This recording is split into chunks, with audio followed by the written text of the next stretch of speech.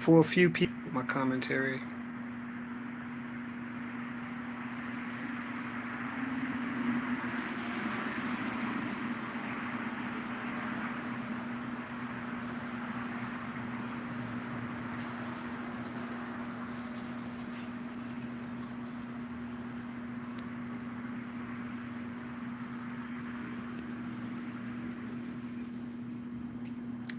Hey, Phoenix, what's going on with you, Queen? Good morning.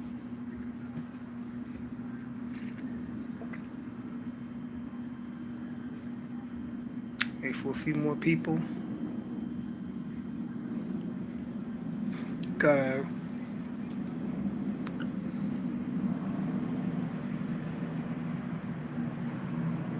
wait for a few more people.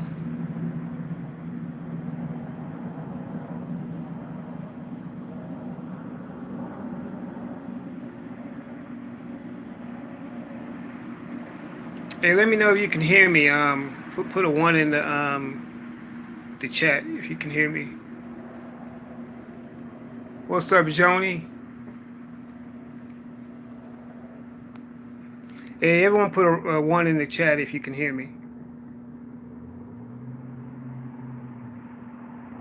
Good, good, good, cool.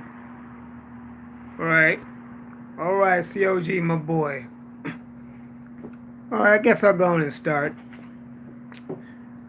I decided to finally go in and break my silence on this topic that's been buzzing around lately online, and I decided to go and put my 2 cents in it.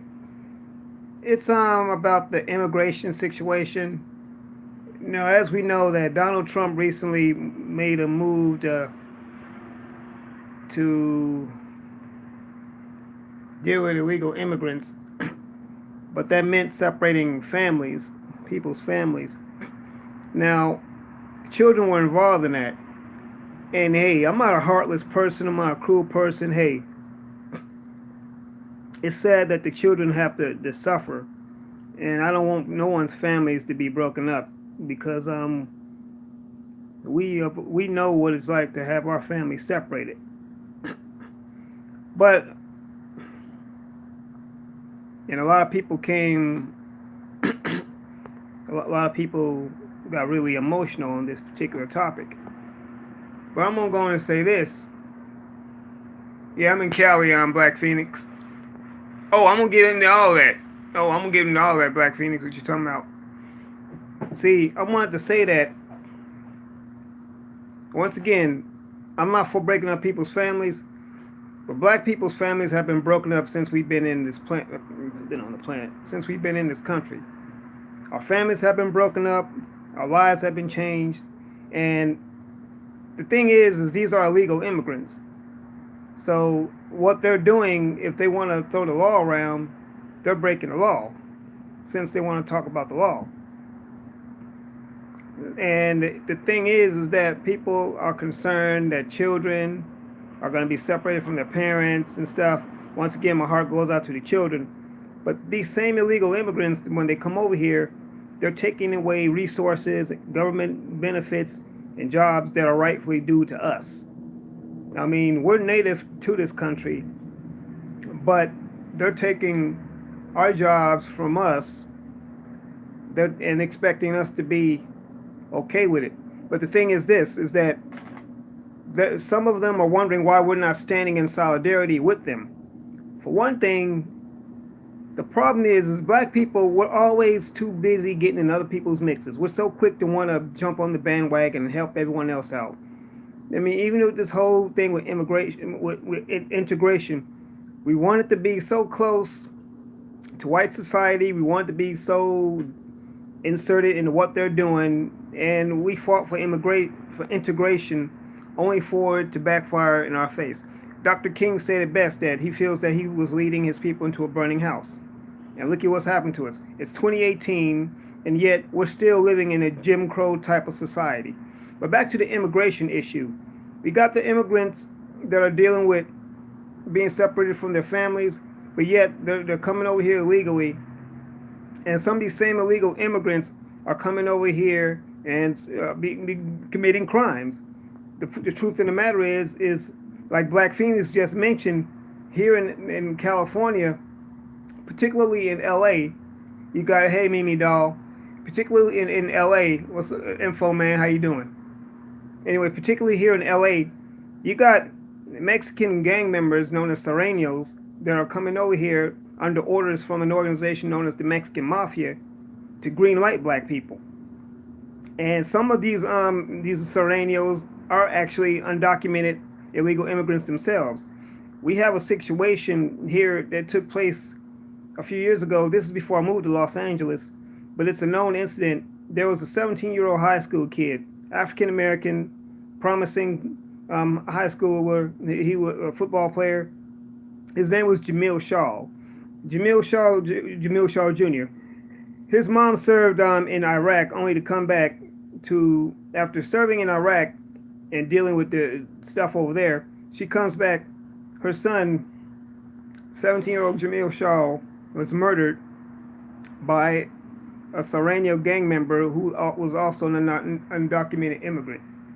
Yeah, oh yeah, that's right, Mimi doll. Yeah, you're out here too. He lived in I believe I want to say the Crenshaw area. I could be wrong, but anyway, he was coming home from wherever he was coming home from. He called his dad to come pick him up, and yeah, information man. Yeah, you remember that? Yeah. And this kid, he was murdered by a member of the 18th Street gang. 18th Street gang is a known Serrano gang here in LA. He murdered him, asked him where he was from. After that, he murdered him when he didn't answer him fast enough, and then fled to Mexico. They eventually wound up catching him. The suspect, the murderer's name, his name is Pedro Espinoza, and he was a member of the 18th Street gang. But the thing is this, the point I'm making is that some of these immigrants come over here and they commit crimes. See, they want us to stand up for them with DACA, with the whole issue with that. And once again, black people, we just need to stay out of their business, and as True Royal Family will say, deal with our own immediate situation.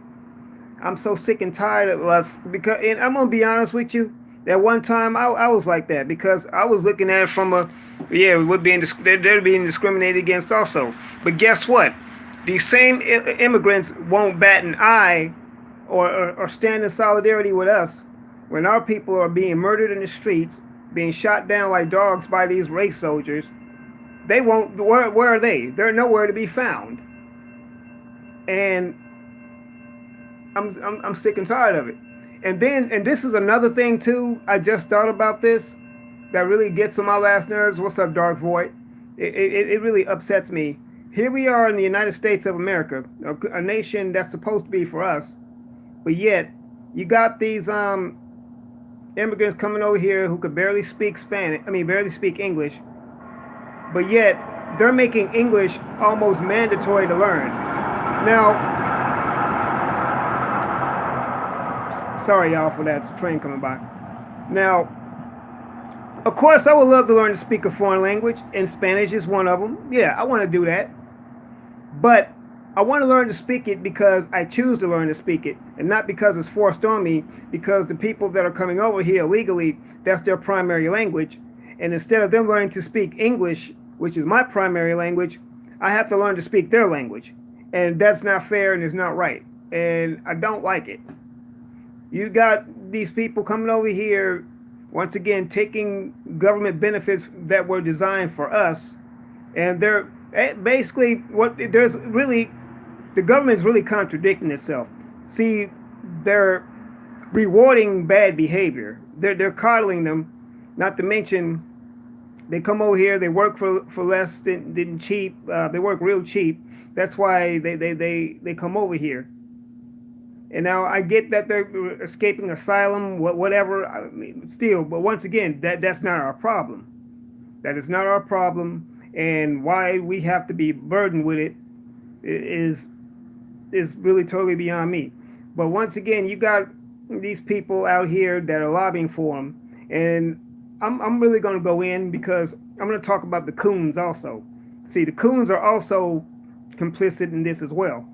You just had this buck dancing senator or whatever he was named Elijah Cummings get on national TV, damn near throwing snot against the wall, crying and saying, "This is America. This is America." I mean, what was he doing? Channeling his inner Childish Gambino or some shit like that? I mean, okay, standing up, crying for these undocumented immigrants, but yet you just had another young black man in Baltimore, Pittsburgh, 17 years old, named Antoine Shaw.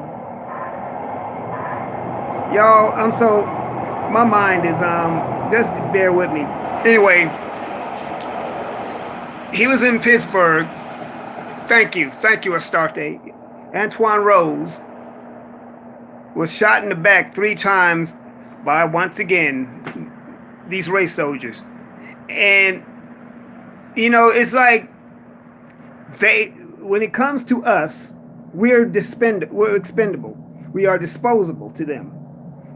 They will go out of their way to accommodate illegal immigrants, even though they say that they don't like sanctuary cities. And see, before I moved to LA, once again, under a mayor named Antonio Villaraigosa, he made the city a sanctuary city. And Barack Obama, former president, he was complicit in it also. I told y'all I was going to go in. And I'm just letting it be known. And somebody may have something to say about this, but I'm going to put the truth out there. And if you just feel like I'm stepping on your toes, hell, just move your feet out the way. But I'm so sick and tired of black people always wanting to buck dance and tap dance and just get up and do everything in the world for other groups of people, but show so much hatred and vitriol toward each other. I mean, enough is enough. Now, I've always said this before, that Trump's presidency was the fire to be lit under the asses of black people, and I still feel that way. Truth be told is, when are we going to actually get up and do something? When are we going to get up and take this seriously enough to let them know that, so for them to realize that they're trying to exterminate us. We are basically like big game to them. We literally have no friends. We have no allies. All we literally have is us. And this is no shade or no shot against Hispanic people, because many of them are very decent people, hardworking people. And I have a lot of Mexican friends. But I wanted to say that the way that they come over here and the way that they coddle them and the way that they just boot us out of the workforce and boot us out of societal benefits and stuff, it's not right. Because these same people that are standing up, that we stand up for, they once again, they won't bat an eye for us. They won't stand up for us. So, and I just wanted to say that. I finally decided to come on and speak on this issue. And you got these politicians, like the Congressional Black Caucus. I call it the Congressional Black Carcass, because they're basically dead to the black community. They're not doing anything. They're very inactive, and basically they're just there to be just the black shokuns for the white establishment, just to show that, yeah, see, we got black people working with us. That's all they are. But what have they really done? See, so let me see what they all saying in the comments. Black Phoenix says, yeah, they stick together, and that's good for them, but they're not for us. Exactly, I agree. And sticking together with your own race, once again, there is nothing wrong with sticking together. Good, you should bond together, come together. But at the same time, yeah, we recognize they're not for us. They're not for us, but yet they expect us to stand up for them and fight for them.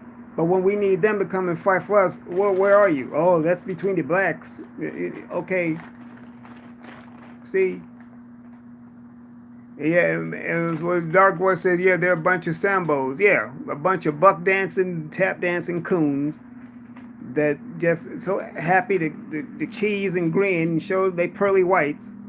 but at the same time won't do a damn thing for their own people, for their own people. And people like John Lewis and all of these other folks, all these other showboating coons, Jesse Jackson, Al Sharpton. I mean, where are y'all at? Where are they on this issue?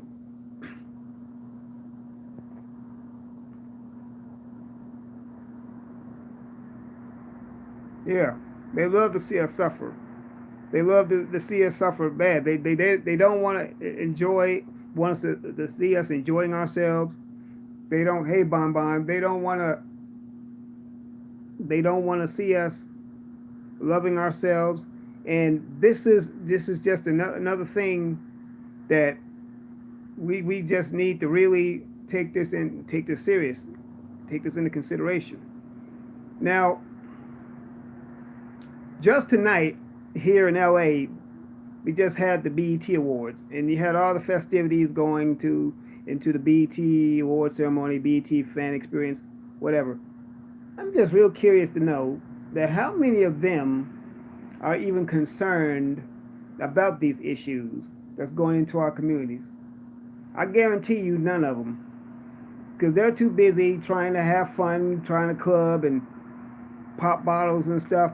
Once again, there's nothing wrong with doing these things. It's nothing wrong with enjoying yourself. Because I love to see, ultimately, I love seeing black people come together over something fun and positive. But at the same time, it's time to get these issues out of the way. It's time to talk about the stuff that's affecting us, that's greatly affecting us.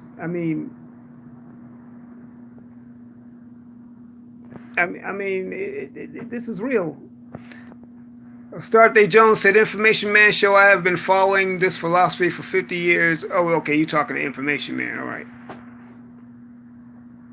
I mean, once again, I'm not anti-immigrant. I'm not anti-child. I get it. I understand it. But at the same time, the United States needs to stick to its own people. They're so quick to want to jump on our case for not standing up or when we take a knee against this racist ass anthem and this hypocrite ass flag, but yet they won't shield us from illegal immigration or anything like that. I mean, that's very controversial and contradictory.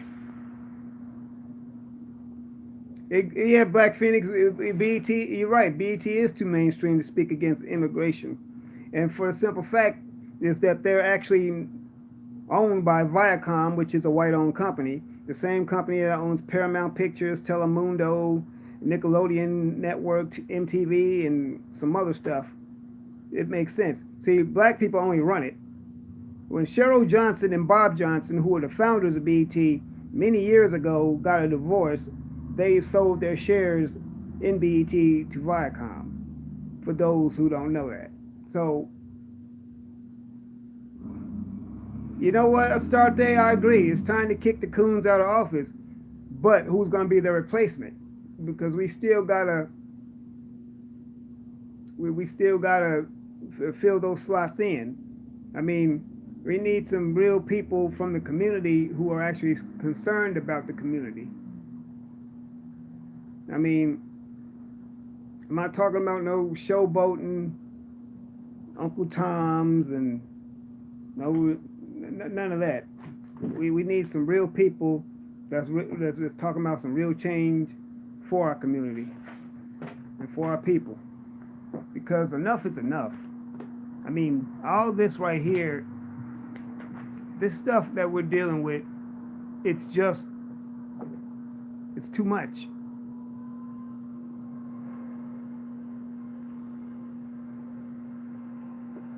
Let me do something real quick, family. Y'all chat with each other in the room.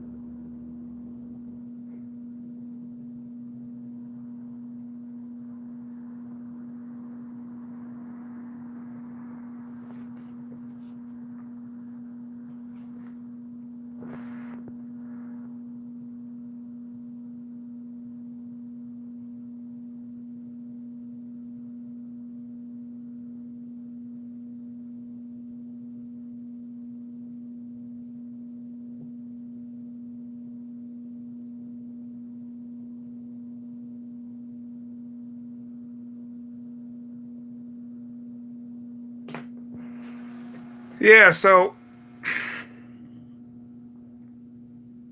it's time for us to take this seriously, family. And I know everyone here in the chat takes it serious. I mean, I'm thankful for y'all in the chat. I really love my family here. I love you guys.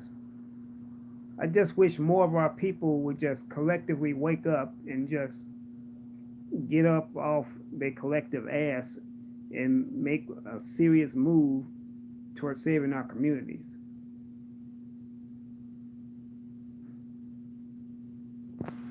Oh yeah, I see. Everyone's talking about the what's going on, Casino Guy. I'm doing well, my bro. I'm holding up. Oh yeah, information man too. I wanted to definitely say that I enjoyed the stream today. You had the brother Yusuf on there. Definitely get his information. But this is just the stuff that we need to be dealing with because we already know, and they obviously know that their time is up.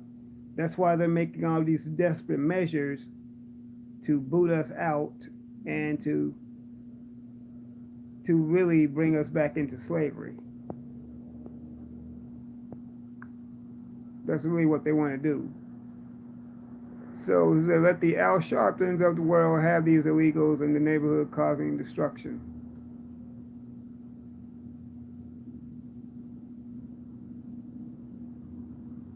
We also need to attend more city council meetings because the Hispanics attend them in masses and get their needs met. You right, Mimi Doll. You're absolutely right. As a matter of fact, they stick together so tough that they got entire shops and stuff named after them. I mean, now I spoke to my mom. My mom told me that because see, I was born and raised in Chicago. My mom actually told me that they're going to meetings and stuff to deal with gentrification there. So that's good stuff. But yeah, I certainly do agree. Hispanics, they have always stuck together. I'm gonna take y'all with me. Just make a round real quick. I mean, they've been sticking together since they've pretty much been in this country. See, the one thing about Hispanics that this is something we can learn from them. But when they do something, when they get jobs, they get their families, they get their cousins, they get everyone over here from the country into the country. Oh, and that's another thing too. When they make money, they send money back home to Mexico or whatever country they're from, and then they help their relatives get over here, and then they get jobs, and then they help their relatives. See, they all live in one house together too. You get four families in one house. Everyone helps take care of the bills and stuff. See, Latinos have a better understanding of cooperative economics than we do. What they're doing is they're actually enacting a Kwanzaa principle.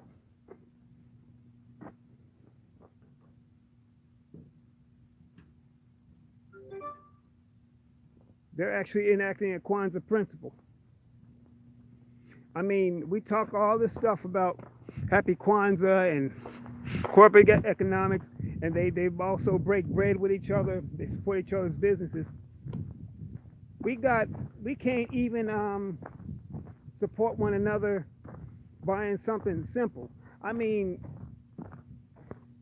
if one of us had a newspaper or something that we were selling for $1, you're gonna get some negative person want to be like, "Why I gotta pay $1 for it? How come I can't? Man, come on, give me a hook me up." Why is it that every time when black people, when we have something, we always expect someone to hook us up? Why can't you just support that person's business? In order for that person to have their business, they need to be able to get money to support that business. But we don't never ask. But we don't ever ask that white man or that Hispanic man to hook us up because we know better. You know they're not going to do that, but yet We don't give each other that same type of respect. And that's another thing. These immigrants see that, and they look at what we do. They look at how the blacks treat each other, and that's why they can move into our stores, move into our communities, and set up shops. Because another reason why they're over here illegally is because we're also the biggest spenders. We are the biggest consumers. We are the, we're so quick to buy all this bling and stuff like that. And then the thing that trips me out is that one thing I noticed that a lot of these rappers, when they buy all this jewelry and stuff, they usually go support Arabs or Koreans, people who are not from the community and who don't really give two shits about us to begin with, but they love to take our money. I noticed that. Like I was looking at some show. It's this, I forget what his name is, but it's this particular jeweler in Houston, Texas, where a lot of the Houston rappers go to. He's a Korean guy.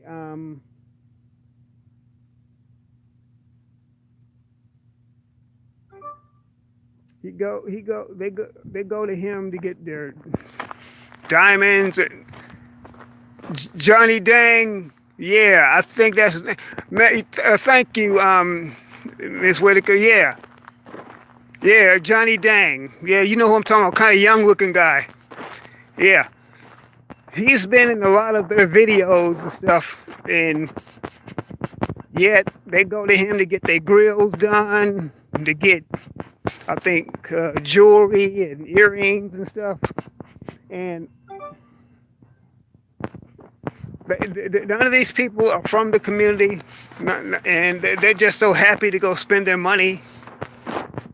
I mean, all this money collectively that these black celebrities have, we could build some stuff in our shop, to build these types of shops in our own communities and never have to leave the community. But they don't think that way. They don't think like that. And I know I'm getting off a topic a little bit, but in a way it's kind of connected, because we just simply don't support each other like we need to. I'm not going to sugarcoat it. I'm not going to say it is what it isn't.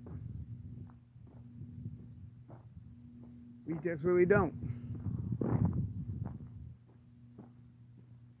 And I don't like to get on our case. But anyway, back to the immigrant situation. So these immigrants are crying because they're being separated from their families. People are concerned about their families. But once again, where's this outrage and concern over us? Where's this outrage when black families are being separated? Where is this outrage, huh? Matter of fact, I can give a perfect example. When I helped rescue people after Hurricane Katrina in New Orleans, I was listening to accounts of people being separated from their moms and dads and from their children and all sorts of stuff. Well, where was the outrage for that? People couldn't find their families. People couldn't find no one. They were looking for lost relatives and things, but no one was concerned about that. We literally are the most hated people on the planet, and black men are probably even at the top of that list. And then this myth that's going around that say black men hate black women, I don't believe that. I don't believe that one bit.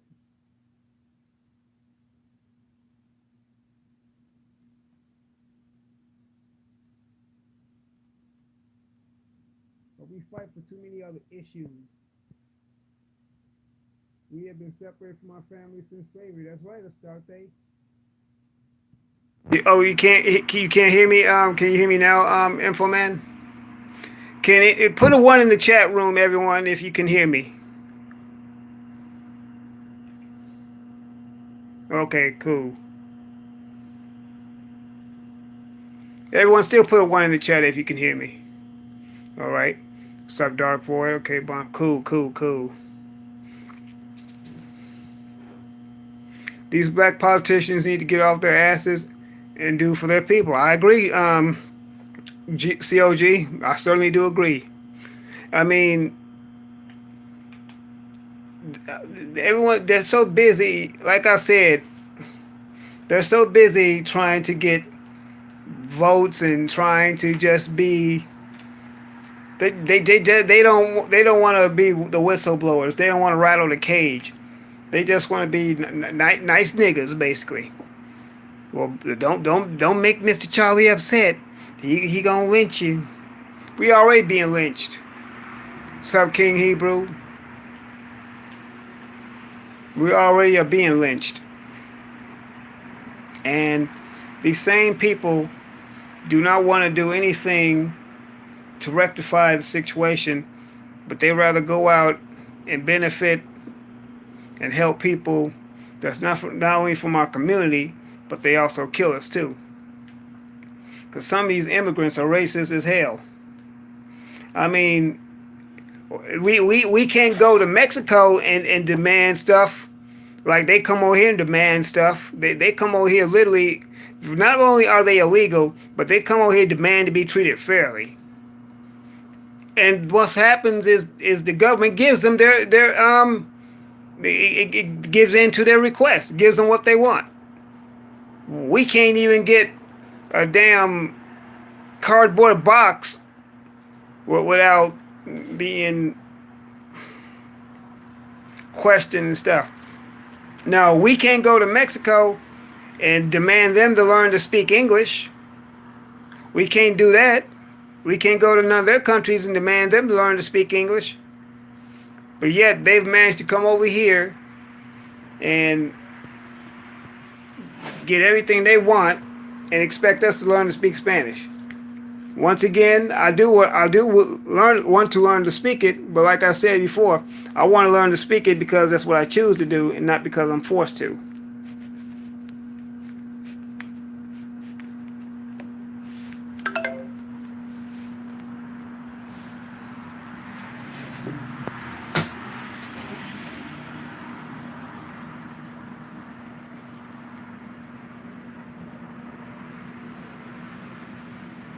So,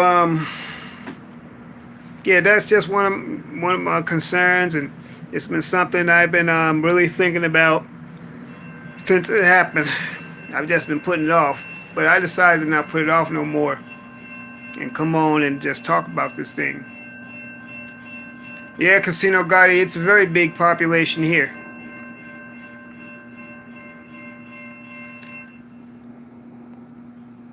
Dirty Vinny 23 says the blacks do all the heavy lifting and all these other groups come in and benefit from the black people's hard work and then look down on them. Yeah, they do. They do. We're literally the workhorses for them, but yet they want to call us lazy. They got the nerve to call us lazy, but when you give our jobs away to immigrant workers who are not even here, right, don't have proper documentation or paperwork, and once again, I'm not rewarding bad behavior, but you wonder why so many of our men are into selling that other stuff. I'm gonna be on code and say selling that other stuff, but you know what I'm talking about. Most of us in here are from the hood. Like I said, I'm from the south side of Chicago. I've seen some stuff. I mean, we got families that's trying to struggle to survive, trying to make basic ends meet, and yet they're benefiting these people coming over here illegally. I mean, they have access to plenty of benefits, not to mention they have coalitions built up that's focused on their community. You got the Hispanic coalition, you got the Latin American this, the Mexican that, you got the Asian American this and that. And these organizations work for their people. They work for their benefits.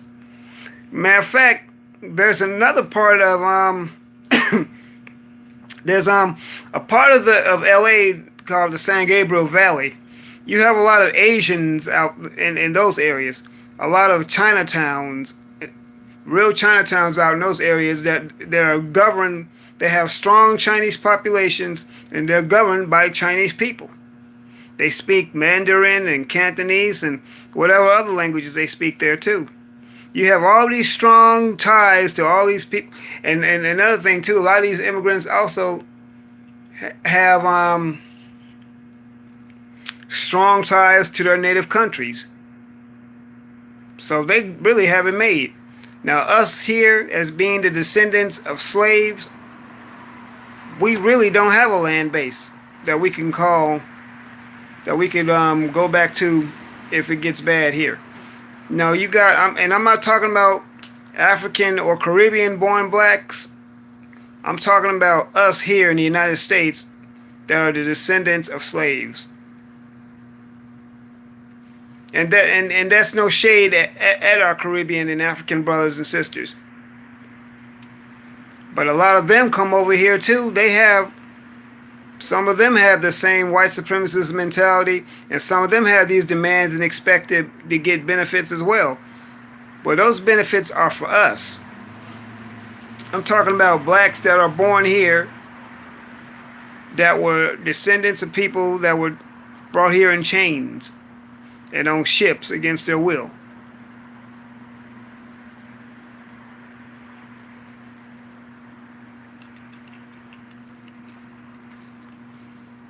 Exactly, Mimi doll. They do have cities named after them.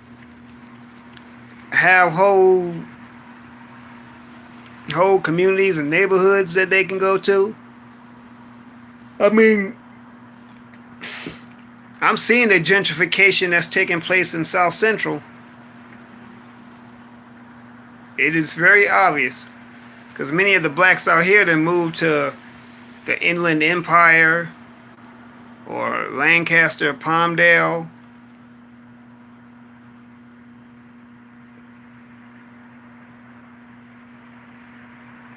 Civil rights. Well, you know what? The civil rights aren't too civil right now.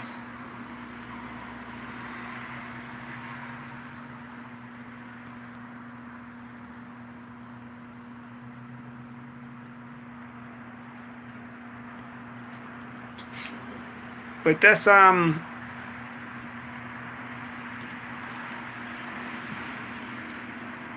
we need more of our politicians to actually walk through these communities, to walk through our communities so they can see firsthand what it is we deal with. And then, now, are there bad apples? Of course there are. You do have some us in the black community that's really tearing down the community and that's not doing anything beneficial or doing anything worthwhile. So yeah, we do need to excommunicate them as well. They need to, we need to push them the hell on too. No, I'm talking about hard-working black people that are really trying to get their communities together and just trying to basically live.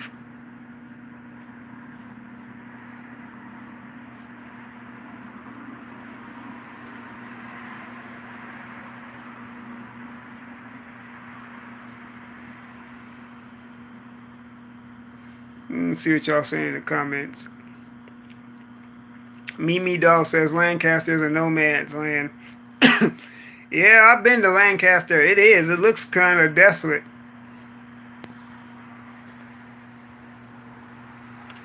Dirty Vinyl says that, oh yeah, you're right. Okay. I mean, it's that we just have no sense of community. I mean, our ancestors had a village mentality. You know, it takes a village. I mean, we have greatly lost that. I agree, Mimi Dolls. It does seem like they're refusing us the right to live. It's like they can, they take our lives whenever they want. It's like kill a black person at will.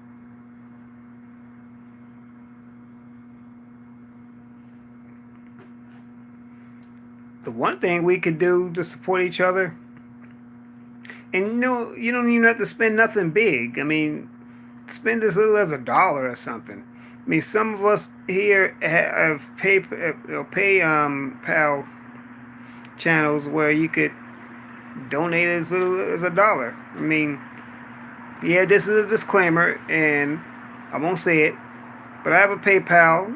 It's paypal.me/the real Aaron Collins. I would appreciate it if people would support it. I mean, a small donation because no, we're trying to. No, this is part of corporate cooperative economics, and once again, that is one thing that the immigrants have showed us. Cooperative economics is what sustains a community, is what sustains a people, and they've taken advantage of America's being the land of the free and the land of opportunity. They've taken advantage of that. And the truth be told, America is the land of of opportunity. And they put programs in place and they make ways for them to benefit and to get their opportunity. I mean, they give them loans quicker than they give us to build shops. We could barely get a home loan, and if we do get one, they want to raise the rate and the percentage up so high to where you could barely pay it off. You'd be paying off the loan for probably pretty much as long as you pay off the damn mortgage of the home. Further putting you into a financial slump and keeping you a financial slave. See how they do us, family?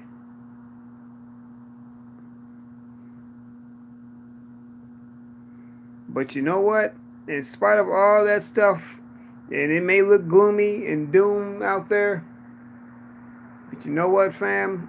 There's still a way, and God does have a way. All right, to start day, Jones. Be safe. Good night.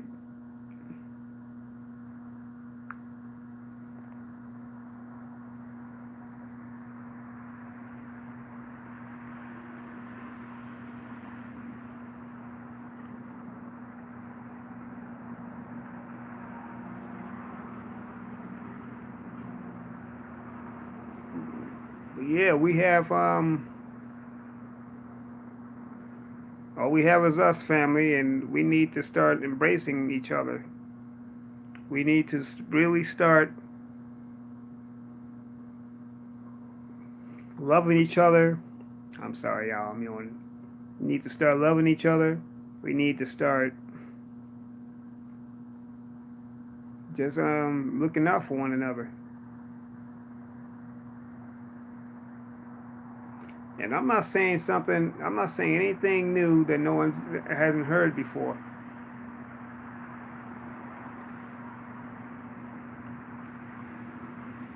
But I feel that we really need to bring that home. We need to bring that home with our people and let them know, family, listen, all we got is us. Let's love one another. Let's come together.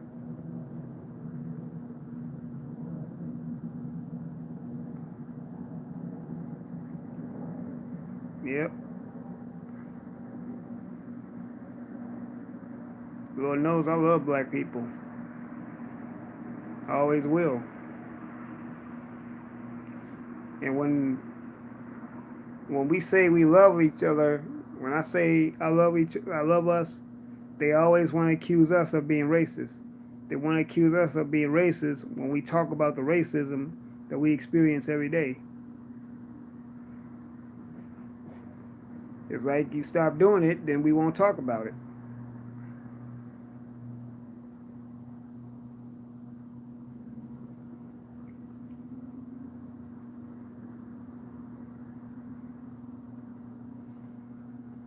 Family, have you thought of tiny house communities to live amongst?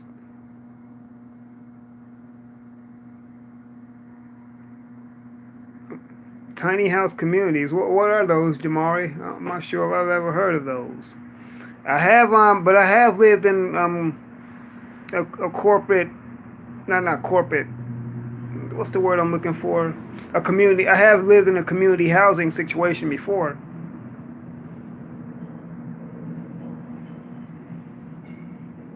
Yeah, I agree, Mimi doll. There was such a community like that called the Move organization. It was in Philadelphia. They bombed the Move organization, and I found out from Information Man that the black mayor of Philly at that time ordered that bombing.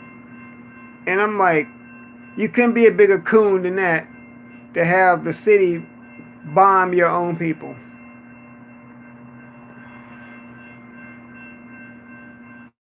In the San Francisco Bay Area, there's an increase in black homelessness, but all the mayors are assisting illegal Mexican immigrants, and they have contempt for blacks. That is the purpose.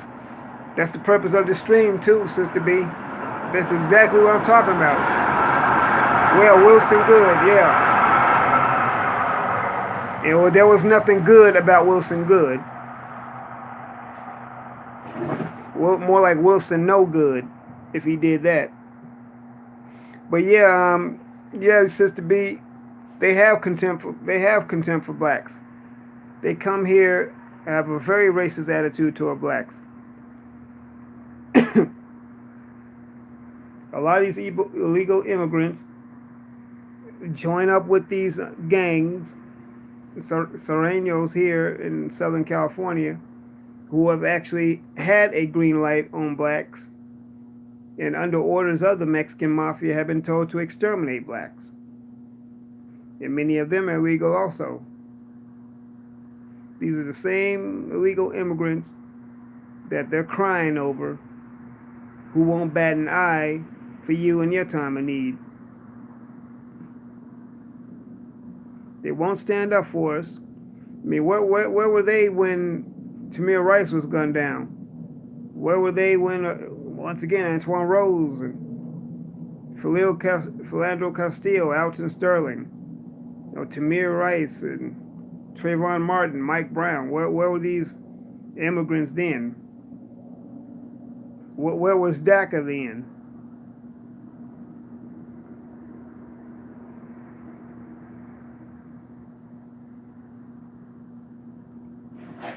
And then they wonder why we say Black Lives Matter.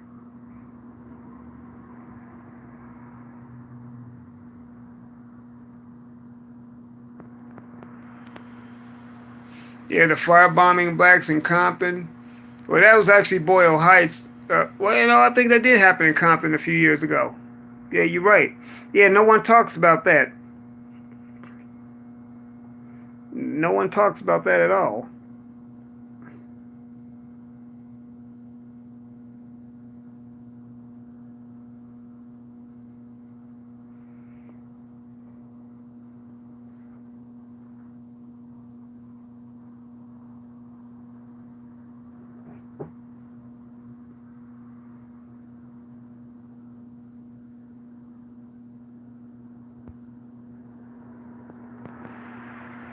Hey, Karen Smith, how you doing, Queen? Just sitting here talking with the family about how this illegal immigration is affecting black communities and how there's no outrage over black people the way they're outraging over these illegal immigrants. Brother Heru, what's happening, brother? I mean, they're sitting up there crying. And I'm repeating myself, but they were crying left and right about, and I've seen some of these clips of black people just crying because their children were being separated from their families, but we can't seem to get that same type of outcry. Hey Sandra, how you doing, Queen?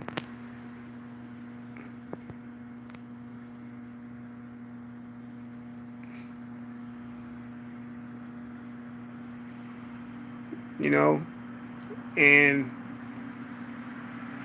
it's just time for us to really stick together and take care of our immediate situation. But this is what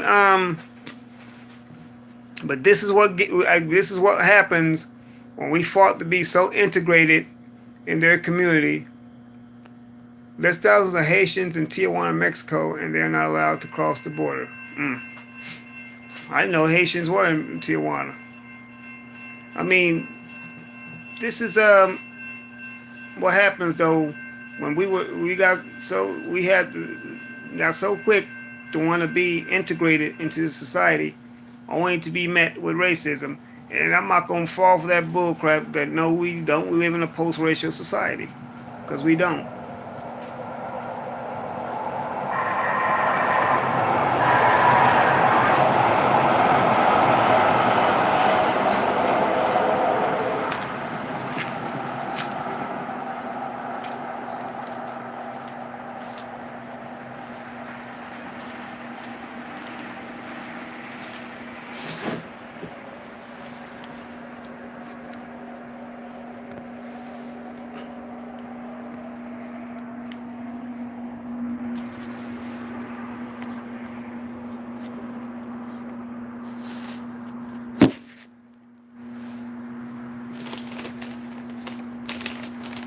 I mean, we gotta learn to stick together, family. This is another reason why black people have to learn to stick together and do some serious communal living and community embracing of one another. We have to really learn to do this. I mean, because once again, we're getting attacks from all fronts, from all sides, and everyone is not our friend, and everyone doesn't have our best interests at hand.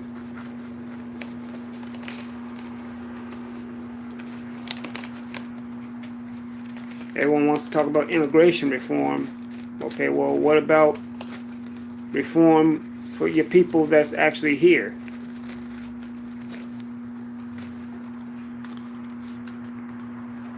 And that's another good question too. This is an answer to that question: why we don't stand for the flag, because the flag don't stand for us.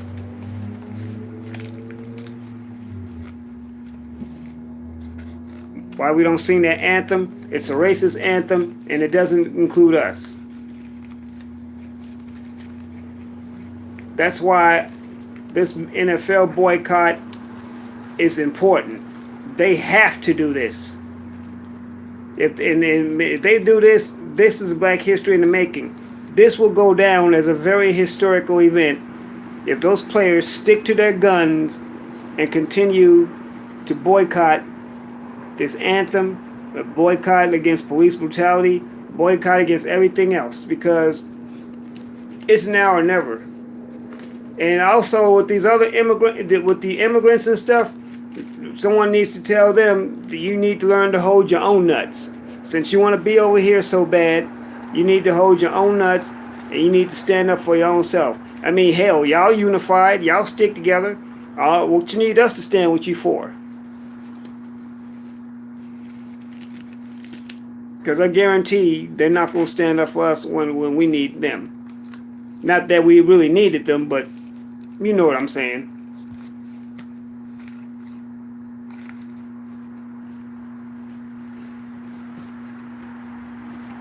Now, ultimately, I believe that everyone should come to America. I mean, it is the land of the free. True enough, the home of the brave. Well, Some of us are free. Yeah, that was the train. Hey, Rue. Sorry about that. I'm at work. I'm right next to a train line. Sorry about that, y'all, for all the noise. Wait a minute. Yeah, is True Royal in the building? If True Royal is here, I hope she didn't hear me say sorry. I mean, not sorry, but I don't mean that for all the noise to be here.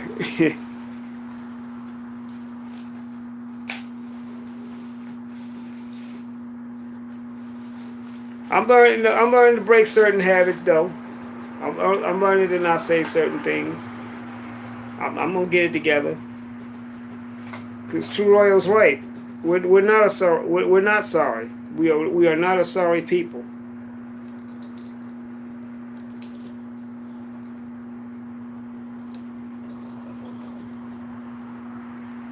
We are not a sorry people.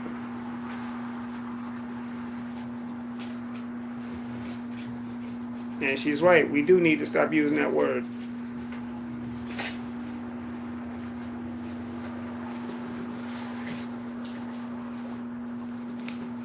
Sorry, y'all. Just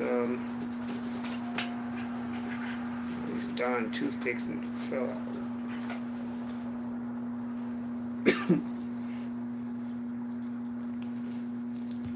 So let's see. What's everyone talking about in the chat?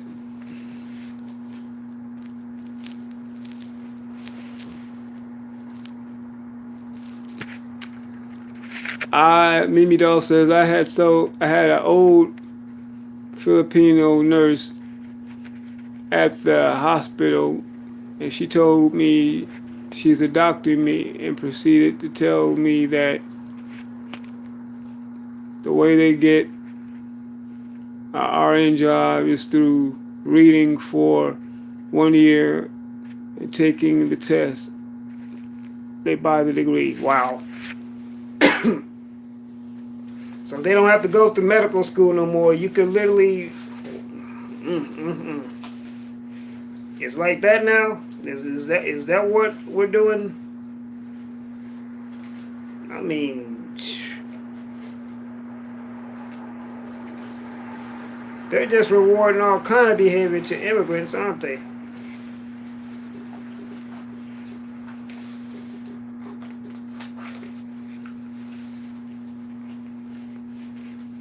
And half the stuff that these immigrants do, they would never let in a million years us get away with it.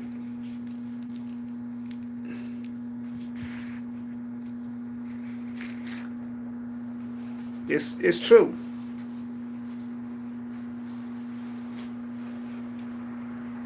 These guys commit these crimes and then go right back to Mexico.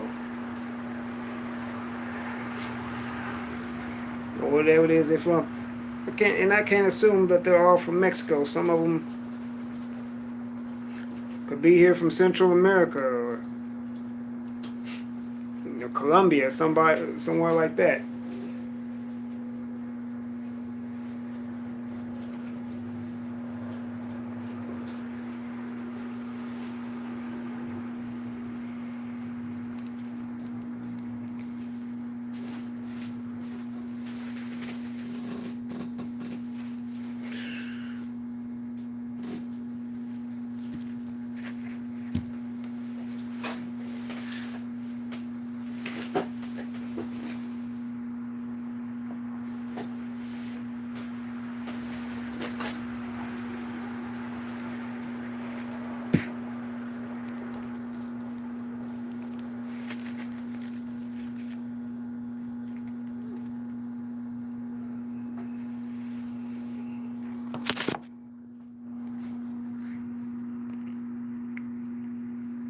Yeah, we can't even sell water.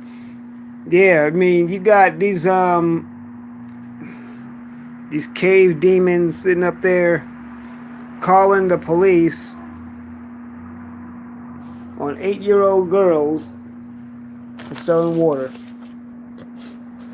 But here, You got, and don't get me wrong, y'all.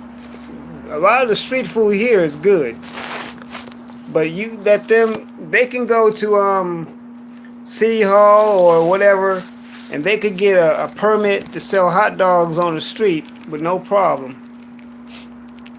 I mean, I see it all the time walking through Hollywood and MacArthur Park. They got shops set. They got little hot dog stands set up. And I can't lie, y'all. I brought some of these hot dogs before, and it's actually pretty good. But let one of us do it, they got a problem with it. They wanna come to us and say you can't do it.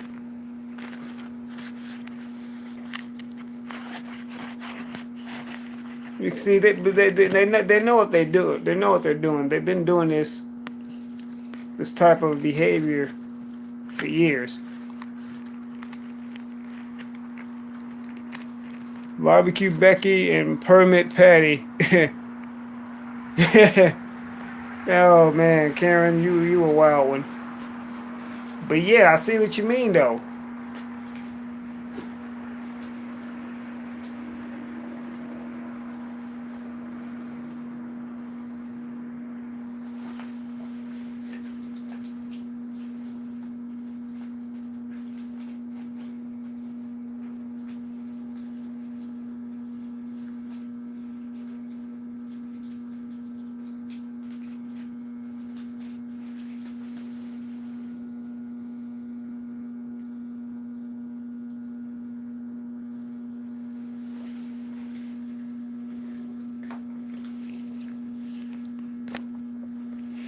And I'm still seeing black folks saying this people of color foolishness. Whites are calling the police on black. Yeah, calling the police like they're going out of business, and it's just so it's just a shame, family. They're calling the police on us. And we need to call the police on them for being recessive.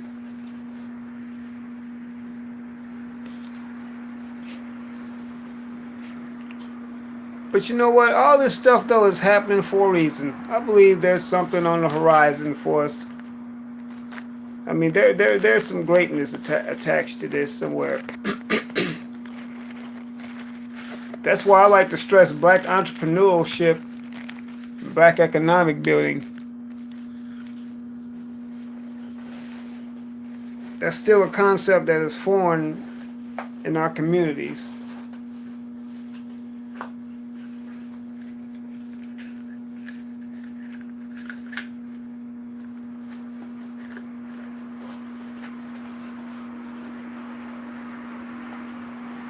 But this is just support black businesses. And family, I mean, me, when you all see me get on these streams and videos and talk about stuff like this, I really do try to be about it. I really make an effort to be about what I'm talking about. You know, when Jazzy Rowe was on True Royals stream yesterday, you know, I sent out a donation. When Brother Yusuf was on there today talking about Black Junction, I sent out a donation. I actually downloaded the Black Junction and Black Spot because we definitely do need our own mediums and our own platforms. Because YouTube is monitoring us like gangbusters. You know, like it's going out of style.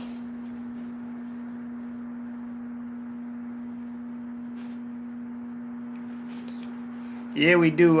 We sure do, Karen. We really do.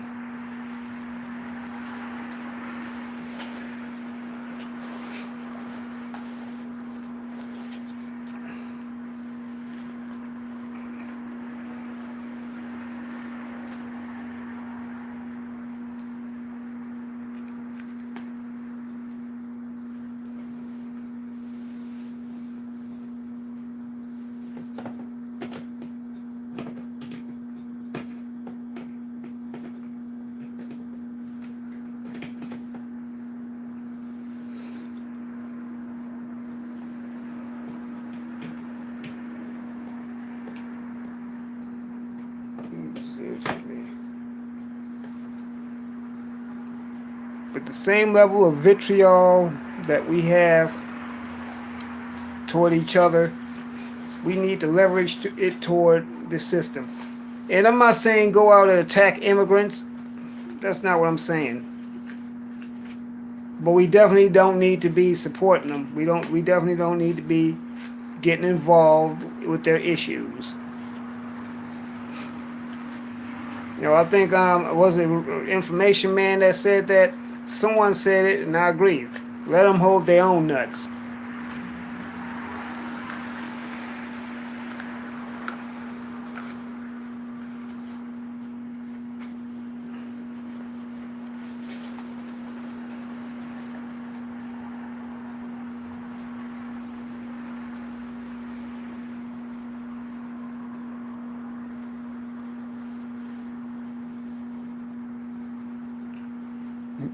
Karen, what you and Quest have a conversation about?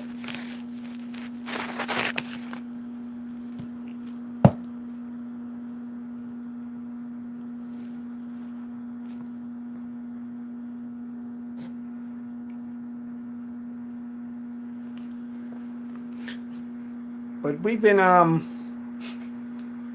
we need the. I mean, I don't know why that we as a people, why are we still begging for people to accept us? As you can plainly see, they're begging us to accept them.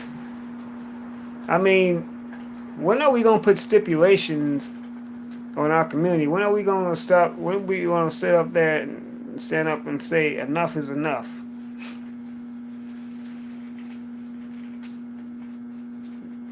When are we going to sit there, stand up and say that it's time out for all the buck dancing and the buffoonery and all the playing around?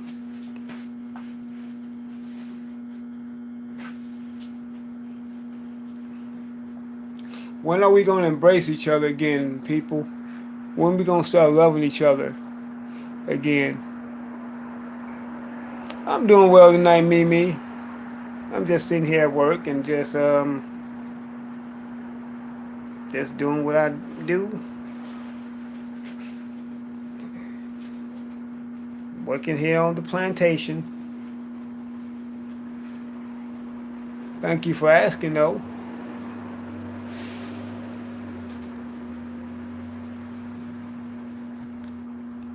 But yeah, it's time for them to hold their own nuts. They came over here, so you need to deal with the consequences of what you did.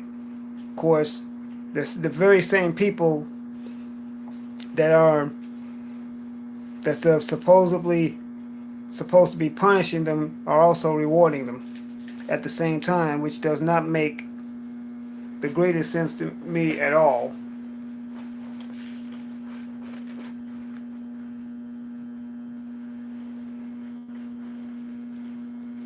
It doesn't make no kind of sense.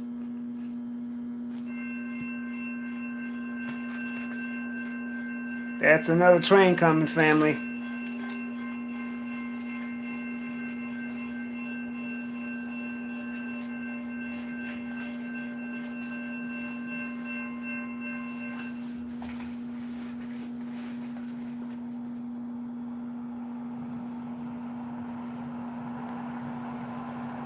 Hashtag hold your own. There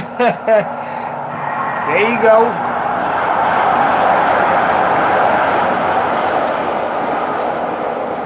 I like that, Mimi doll. Hashtag hold your own nuts.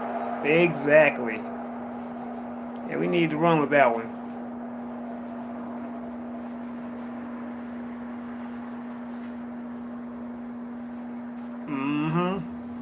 Yes, Bon, their testicles.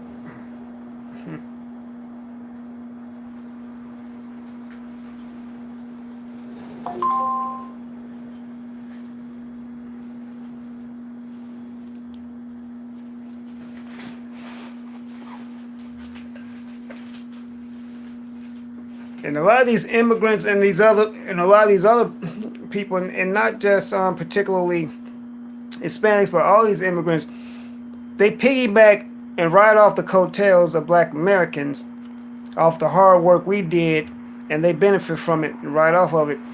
But the thing is that we allow them to. We don't do anything to stop them. We let them do it because we're so busy trying to welcome them in and coddle them and stuff like that.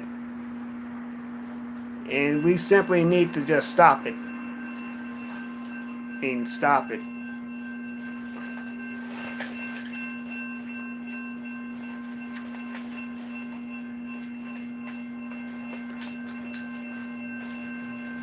Like I said before, I don't want to see nobody suffer. I don't like seeing children suffer. You know, I do have a heart, but at the same time, I'm not going to reward somebody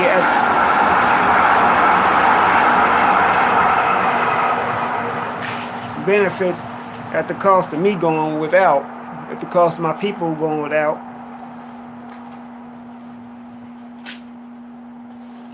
And that's just how I feel.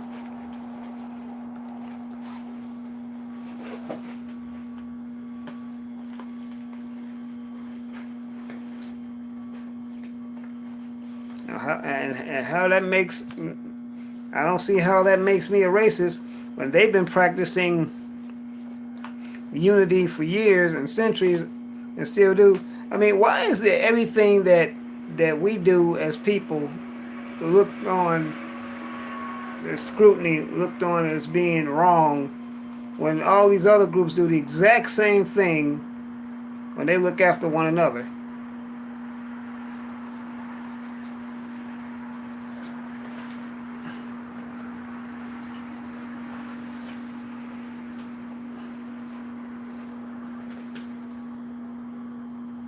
When that cop in New York City, which was an Asian cop, killed that black man, the entire Asian community came there in a show of force for that cop.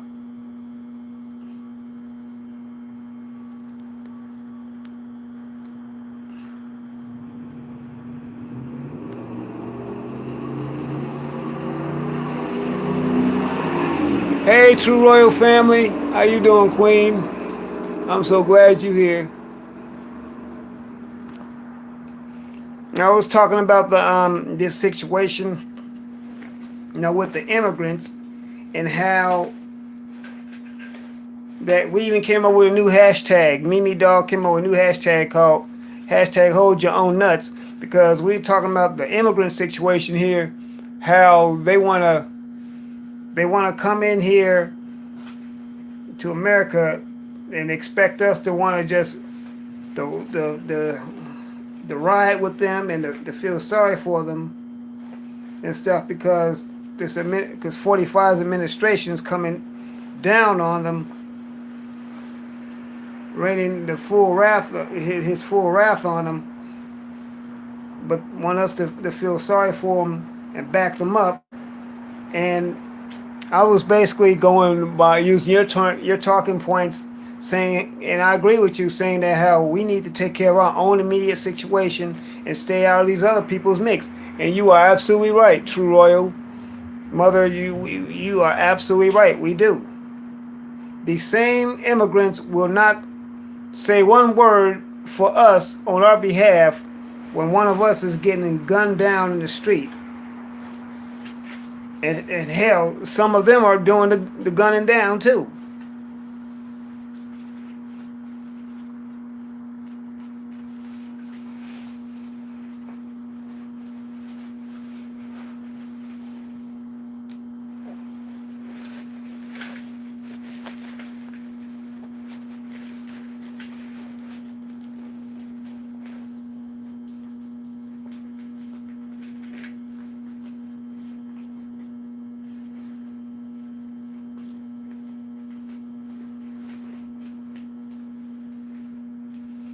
Hood mistress, what's going on? You know, some of them are doing the gunning down as well.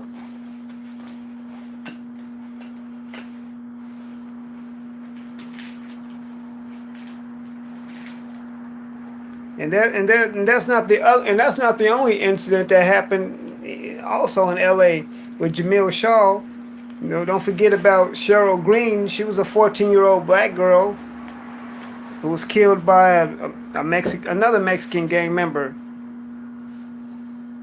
Of course, I don't think this one was illegal. I think he was born here, but still.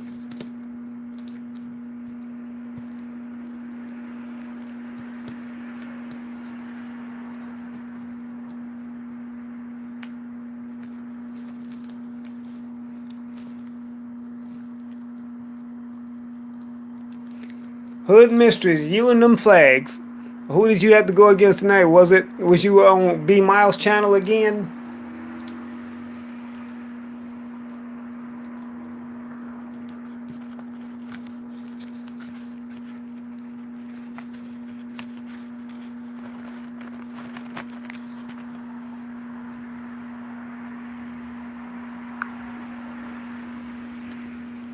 Mm-hmm.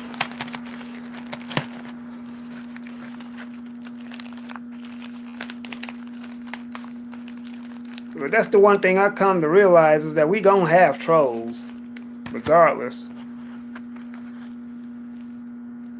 Because family, we too close. You know, we're too close.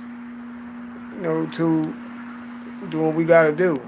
But we really got to we gotta benefit and come together like more than ever, family.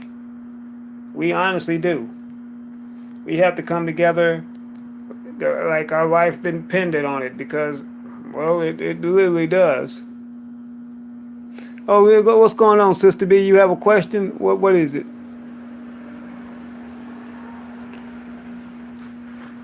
What's your question? And I'll try my best to answer it.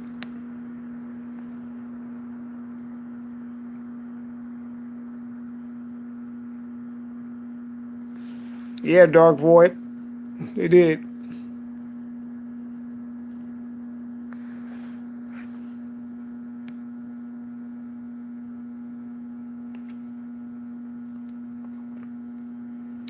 So what's your question, Sister B?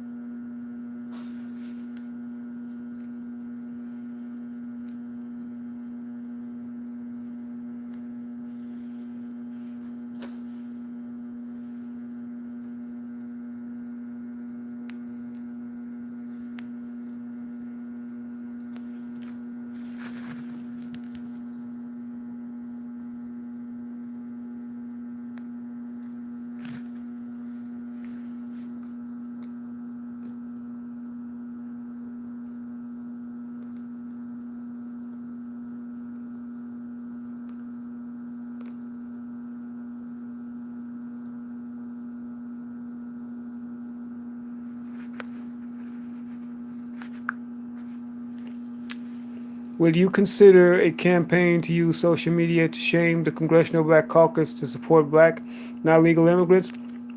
I wouldn't mind what you talking about doing. Like getting on there and getting on there, letting them know how we feel, like a petition or something. Sure, yeah, we need to make them responsible. We need to make them sit up and take notice and to quit tap dancing and buck dancing and standing up on the coattails of these damn immigrants who don't give 10 shits about us. Yeah, I agree. Get off your black ass and fight for the people whose community that you're supposed to be representing. Because you come from the community too, all of a sudden you done got on the three-piece monkey suit and you can type behind a keyboard, and so now you just think you just the cat's meow. You think you just the shit. You don't hang with the other Negroes no more. No, you didn't went to the big house with Massa. So now now you just the shit. I mean, you just all that and a damn sandwich. No, yeah, I'm definitely down for something like that. Mm-hmm. Let them know. Chilling with their big salaries, ain't that the truth? Mm-hmm. And once again, am I upset with them because they got a big salary? No. Hey, we all want a lot of money, a big salary, benefits and perks and all that. I'm not even on Twitter, etc., but I love for black YouTuber channels to do it. People with clout. You know what, Sister B? You got clout. We all got clout. You have a voice, and it's just as important too. Yeah, it's just as important. Matter of fact, yeah, I'll definitely say something about it. I'll be probably one of the first. I'm gonna get up there and I'm gonna let them know. I'm gonna go all the way in, all of them. I'm not on Twitter either. I do have it though. Okay, yeah, Karen, definitely. Matter of fact, shoot, Facebook Live, Instagram Live, but I'll definitely do a YouTube video on it. Yeah, it's time to light some fire under these people's asses. Let them know. Messy Jesse, Al Not So Sharpton, yeah, y'all get your ass out there and help too.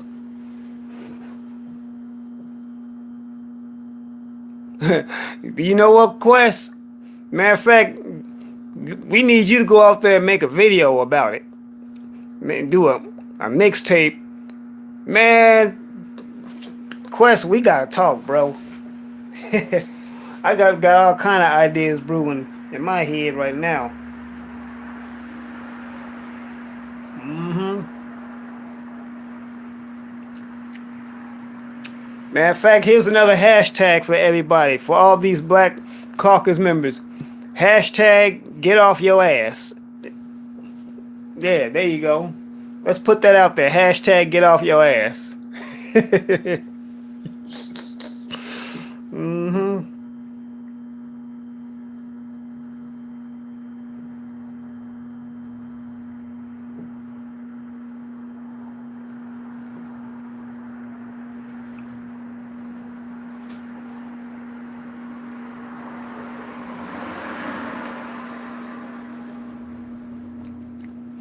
Dirty Vinyl, go and get you a Facebook and a Twitter account. Go and set them up.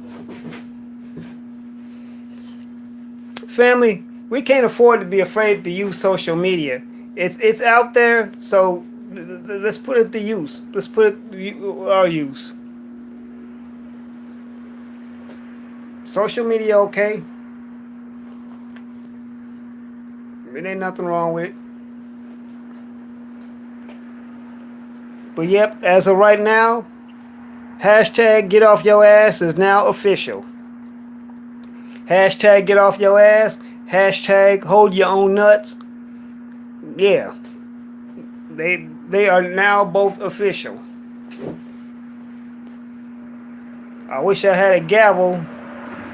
Hell, that's a gavel. It's official.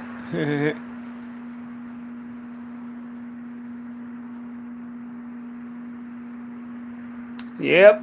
Oh yeah, Beanie Doll. You from LA? I live in LA now, but I'm originally from Chicago, so I know a thing or two about riots also. We gonna run roughshod through their ass. We gonna run through their ass like diarrhea. I know that was a bit graphic, but you get what I'm saying.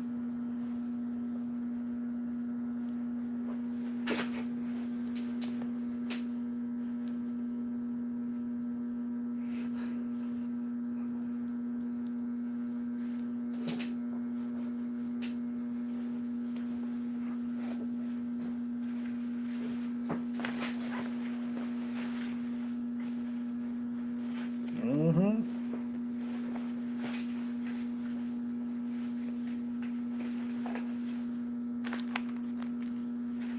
Matter of fact, Natasha Harlins, wasn't she killed by a Korean immigrant. But were they illegal? Illegal. I know that was a long time ago, but I still remember that.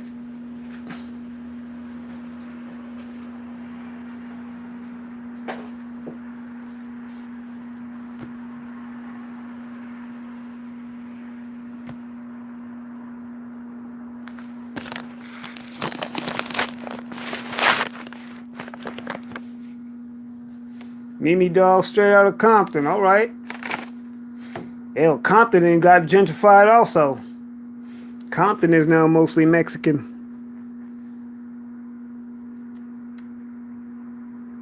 Born in Inglewood, raised in South Central, right?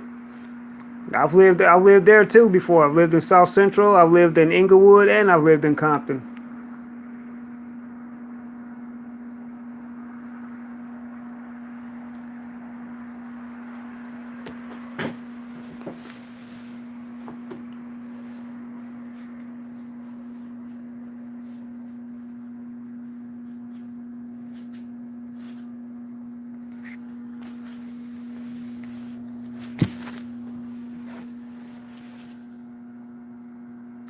Karen, I'm not being a weenie, but it's really important for people who pull the numbers to do it.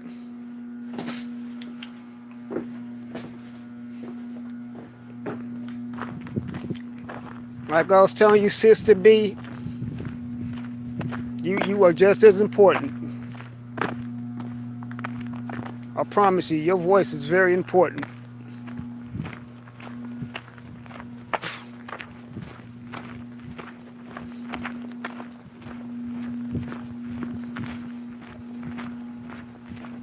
Yeah, your voice is real important for this cause.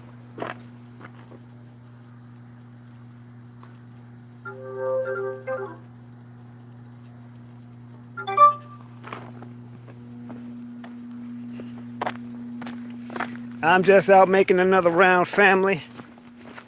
Taking y'all with me. But yeah, keep talking amongst yourselves. I'm liking that. Hashtag get off your ass. Hashtag hold your own nuts. Yeah, it's time to light a fire. And a simple word of mouth, and especially with social media being what it is, we can get something going. We could definitely get something going. And you know what, Sister B? You might not think so, but the fact that you mentioned that, you got some power also. The fact that you mentioned that. The fact that you brought that up. Because I never even thought about that.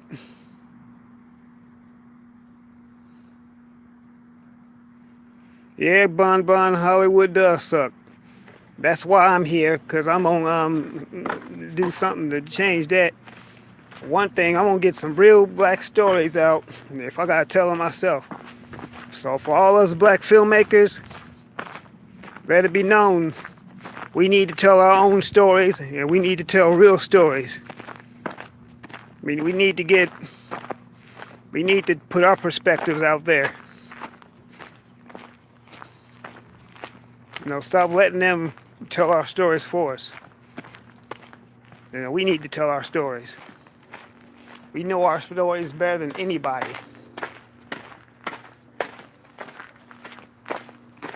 Real talk.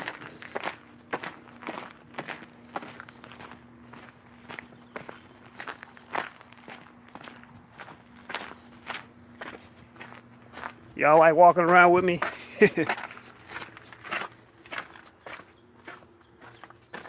Yep. Yeah, Mimi Dog, you're right. Social media is very powerful.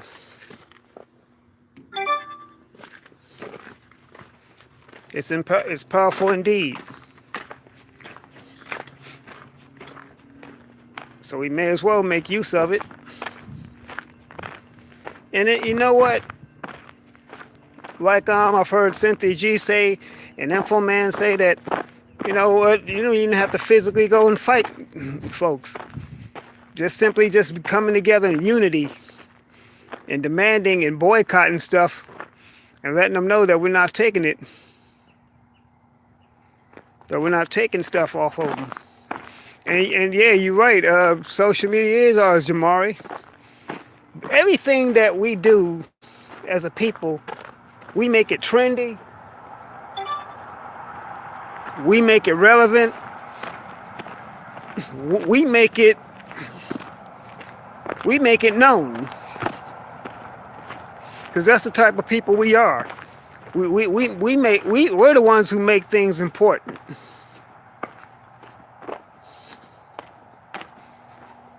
We are those people.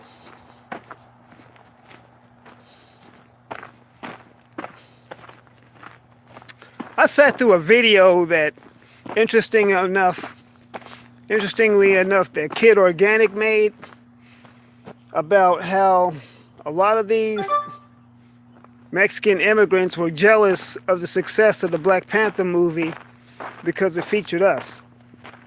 They were jealous of us because while they're trying to vie for the attention of white mommy and daddy,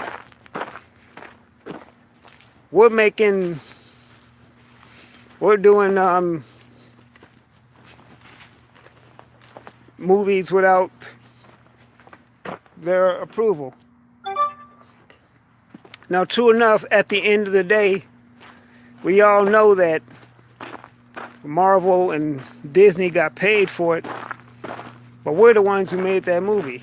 It showcased us in all of our melanated greatness on that film.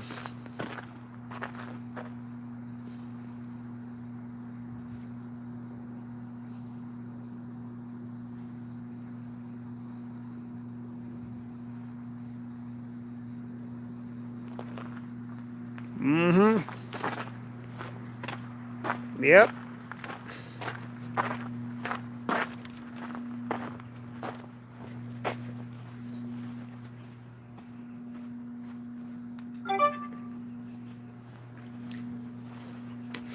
Yeah, we need to let these politicians know that you work for the people, not for the government. We're the ones who put you in office. We put you in office, and if you get our line, we'll take you out. It's just that simple. Yeah, we definitely need to let them know that.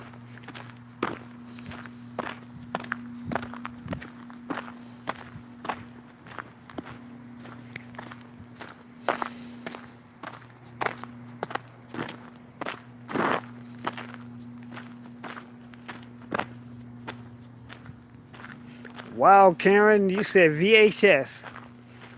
Man, you took it way back there, didn't you? VHS. Shoot, half the people using social media today don't even know what VHS is.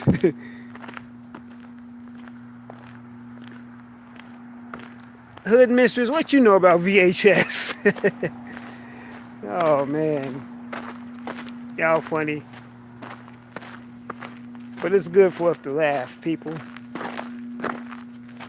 See, generally speaking, as a race of people, we really are a happy people. We just don't like bullshit. But for the most part, we are a happy people.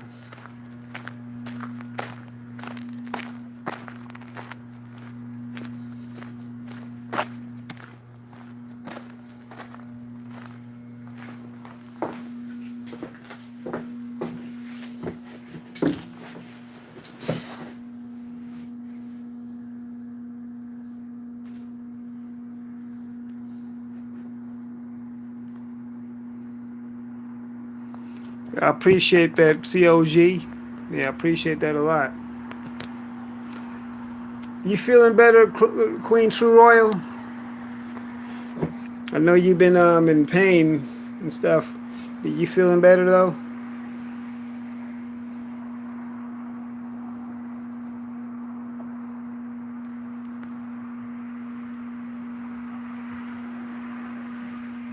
You know what, Karen? I think you might be the only one that has a VCR still.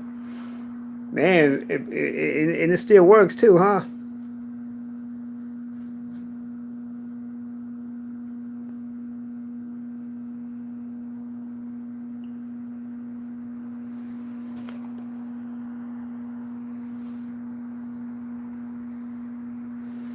Yeah, Karen says she's still at the VCR. I ain't mad at you.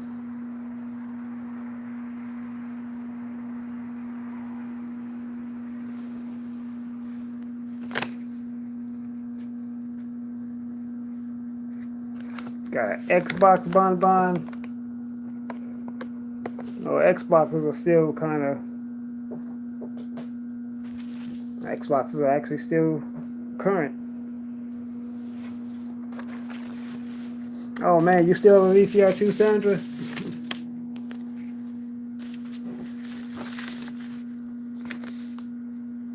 Y'all taking me back home to my childhood. Yeah, I know. I just told my age.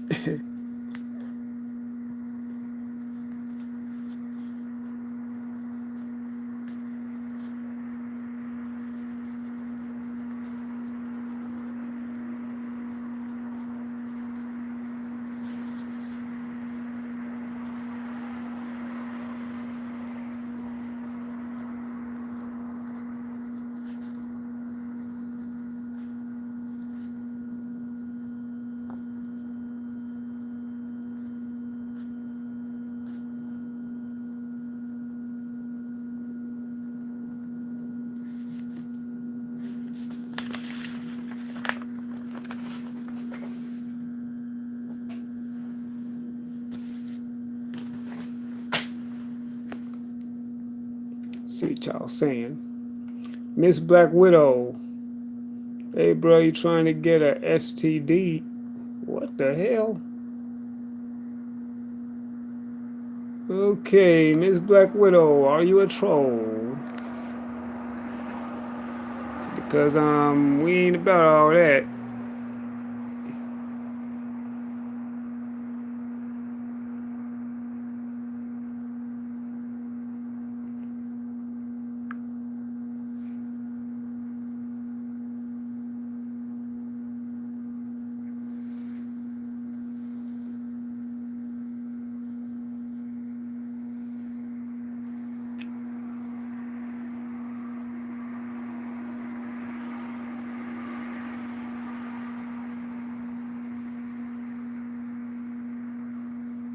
Who are you talking to, Miss Black Widow?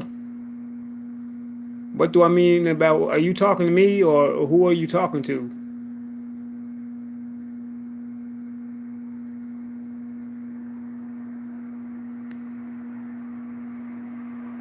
Yeah, that's what I thought.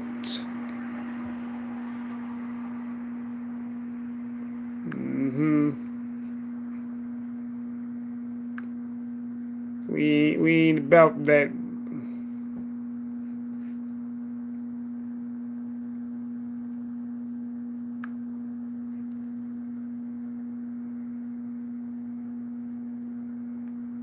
Yeah, we ain't about that bullshit.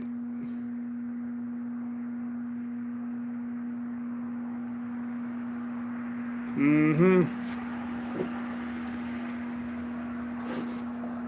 Anytime when we want to get on here and talk about some strategy, talk about some positivity. Out comes the troll, the one that start disrupting shit. But well, we ain't gonna have it though. Oh, don't worry, Quest. I took care of it. Won't be trolling no more. At least not on my channel.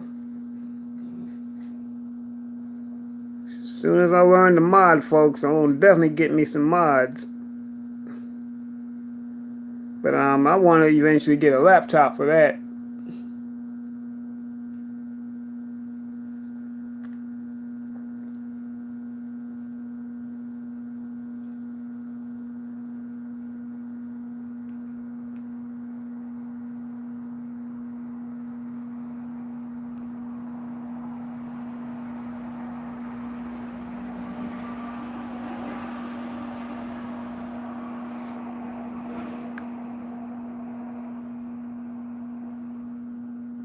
Oh, Mimi doll. Trust me, this is not the first troll I've had. So, yeah, I guess I mean, I guess I'm getting popular. But I'm only trying to be popular just for doing the right thing and just I'm just trying to wake up and encourage my people. Hello, DC Williams. Well, I do try to be chill. I like chill people. I like to be a positive person, fun-loving person. I love to interact with my people. I really interact with anyone. I talk to anybody and everybody, but I definitely like to empower my people, empower black people. So yeah. But anyway, welcome, DC Williams. I hope you get something out of this.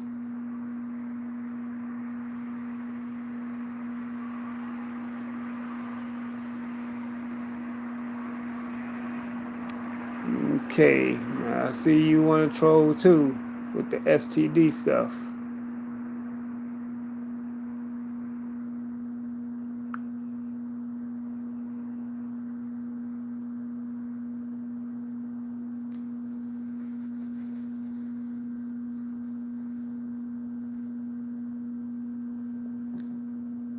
Okay, so why would you ask me that though? I mean, yeah, well, I don't think STD is nothing to joke about.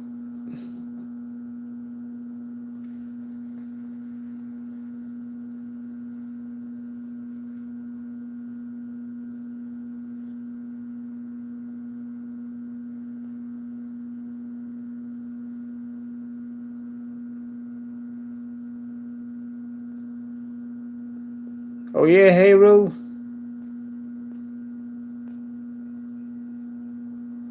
You know what? That's a good idea, Hood Mistress. To go on and pop out the question.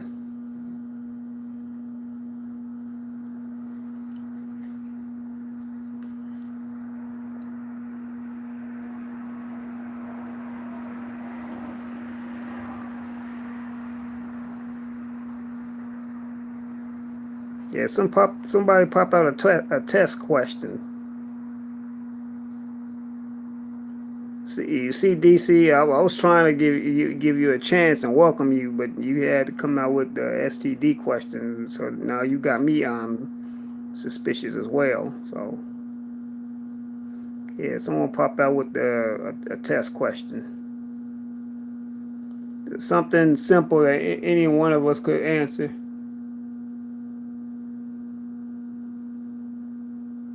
Oh, that's a good one, COG. Yeah, where would we be without our queens? Yeah, that's a good one too, Hood Mistress.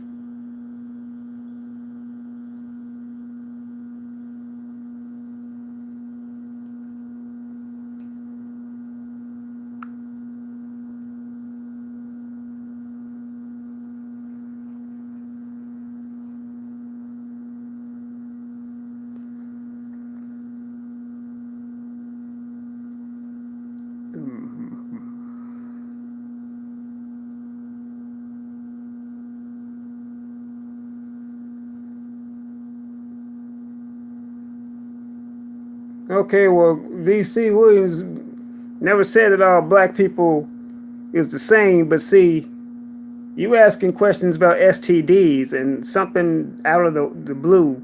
I mean, we up here talking about holding these black caucus and politicians accountable for their own communities and stop supporting these illegal immigrants. And you and this other troll talking about STDs and shit. I mean, that's some damn COINTELPRO disruptive type shit right there. Some agent ass shit, just so you know. I don't know how many live streams you've been on, but when you ask questions like that, that is very suspect.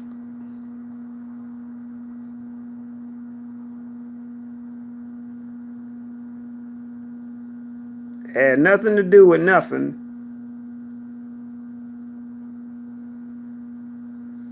Well, anyway, so, well, did you pass the question, pass the test?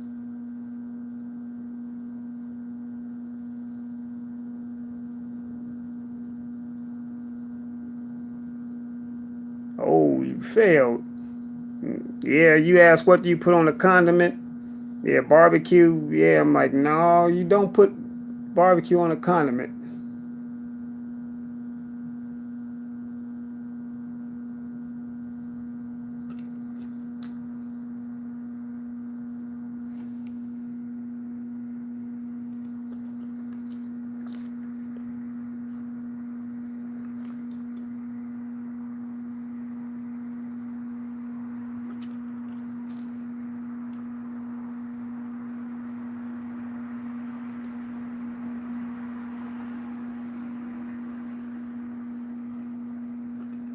Mm-hmm.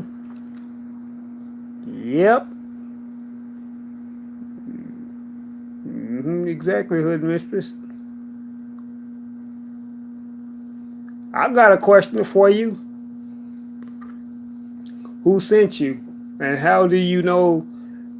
How did you know about me?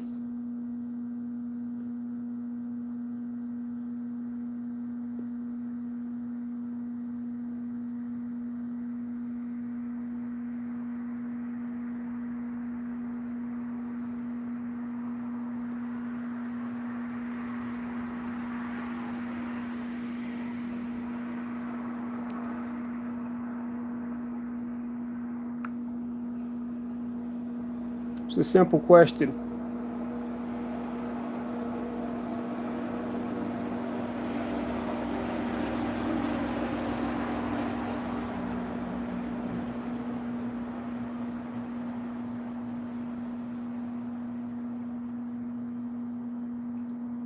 Someone named Bon Bon. Well, Bon Bon's sitting in here, so I don't think Bon Bon did that. So I don't think you.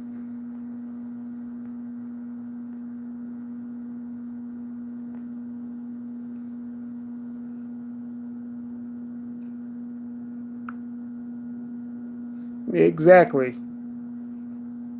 So you lying on Bon Bon, right? You gonna lie on Bon Bon and say she sent you? No, she didn't.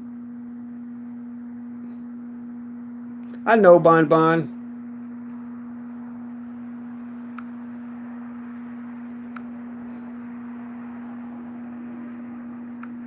Yep.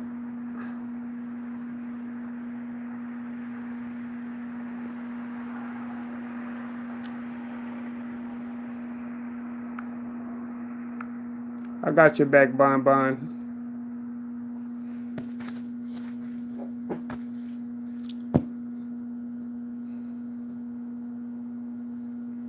Yeah, appreciate you, family, for holding me down.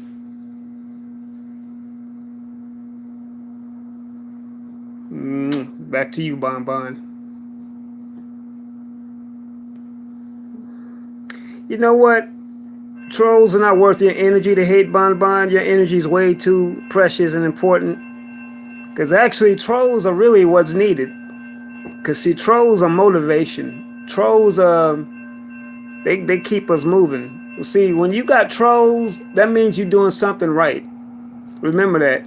When they coming at you like that, you're doing something right.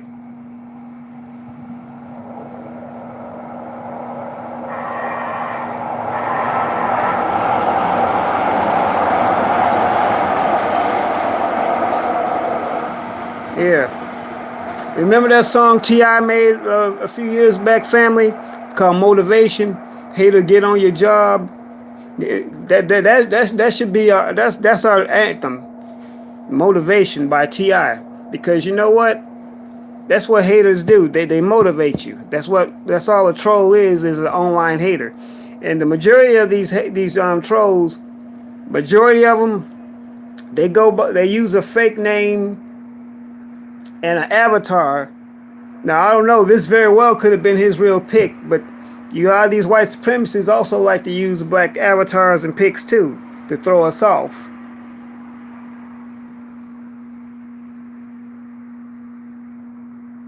Exactly, Dark Void.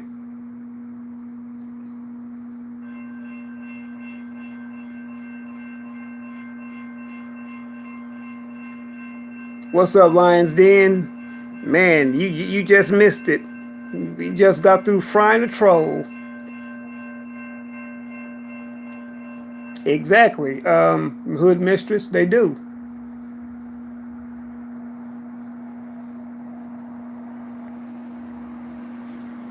Oh, just had a troll come over here and then lie on one of our sisters, lied on Bon Bon. A troll tried to throw me off my game. Hold on. Damn loud ass trains. Anyway, had a troll tried to throw me off my game, right? Two of them really asked the same exact question. When the second one asked the same question, that got me suspicious. So Hood Mistress decided to put a black test question out there, which he failed. And then I asked him how he know about me. He said that Bon Bon sent him, which she clearly didn't. So he lied on our sister too.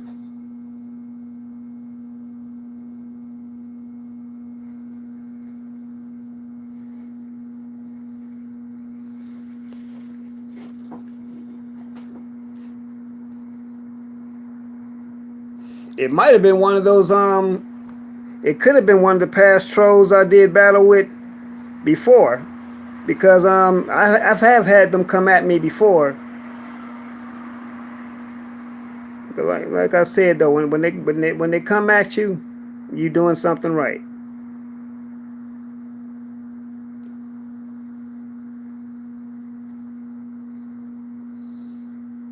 Exactly, Lions Den.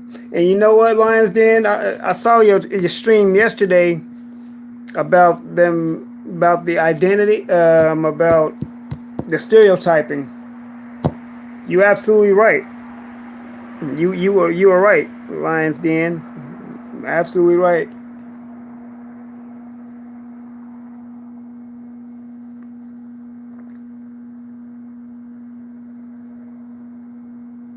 And then another thing that trolls do, many of them have several accounts, so they can come in one way, and when you block them, they'll come in with a whole nother account. Because obviously, and some of them are actually paid to do what they do. They're actually paid to disrupt live streams.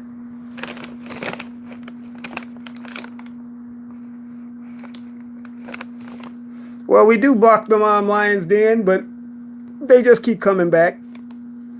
And there's one troll in particular who shall be nameless, because I don't want to give them no kind of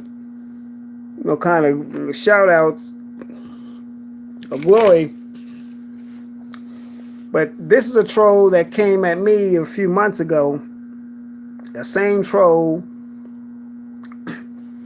that also came at True Royal and Cynthia G and a few other YouTubers we know. This is a troll.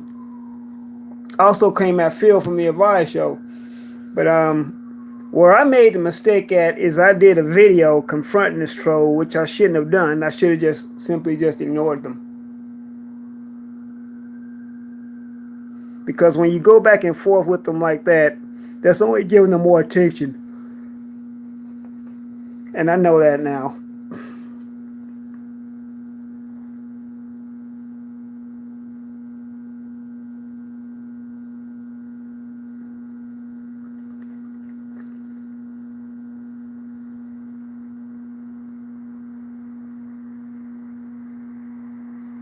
Yeah, Sister B, you right. Probably is. Oh yeah, he was out here today. He was in Anaheim, huh?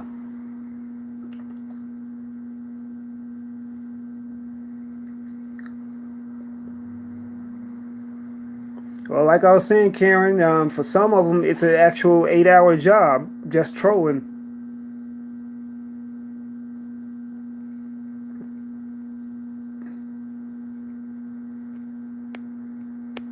Hell, y'all, I think we in the wrong line of work. Maybe we should start being paid trolls, huh?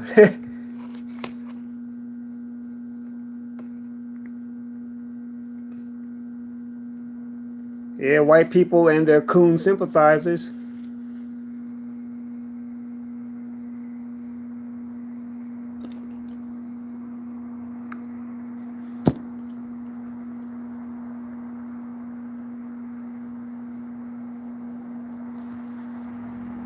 Yep.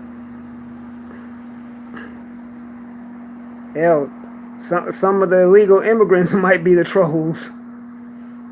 Probably getting revenge. Yeah, we'll fix you for not fighting for us. You didn't fight for me, so I'm gonna troll you. Looking ass.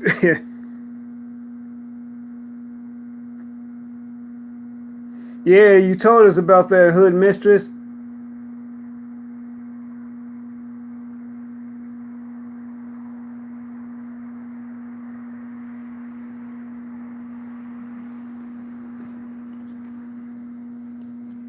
Yeah, this particular troll that I'm talking about, he came at me, and I actually got into it with him a couple of years ago over some stuff he said about Cynthia G.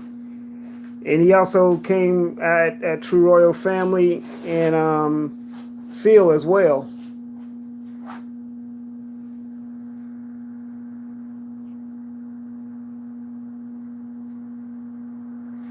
Yeah.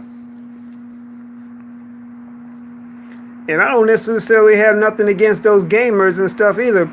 But I heard that was some of them were involved in that swatting incident at Tariq's house. And also that like the gaming community, if you listen to some of these games, like certain games that they play like Call of Duty and all that, you get a lot of the real racist ones on there because a lot of these games are interactive and you can play with people live.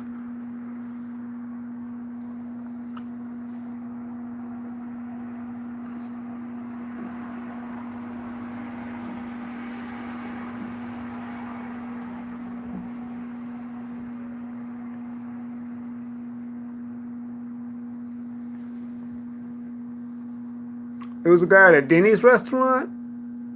Um, Bon Bon, what are you talking about?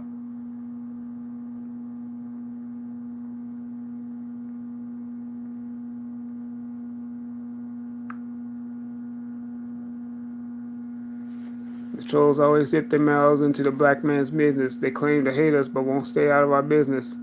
Where that shows, I've been saying that's the same thing. That's the same thing I said, Dirty Vinyl. The same thing I said.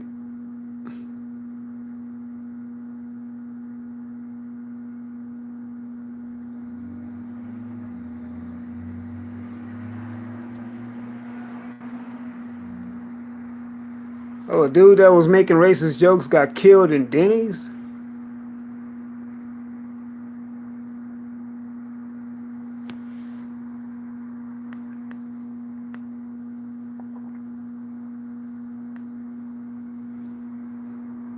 Damn, family, I'm convinced we in the wrong line of work. We need to go trolling to get paid some real money. What you think about that hood mistress?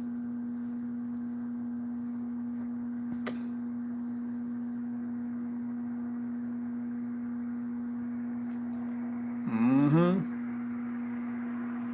Yep.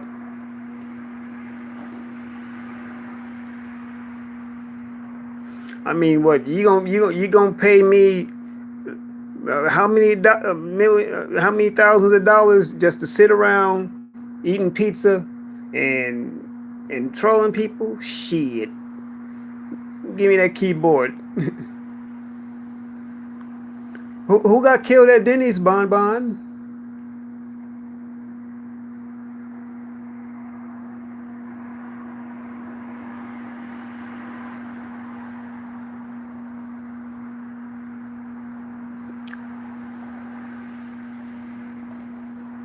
I'm yawning all in people's face.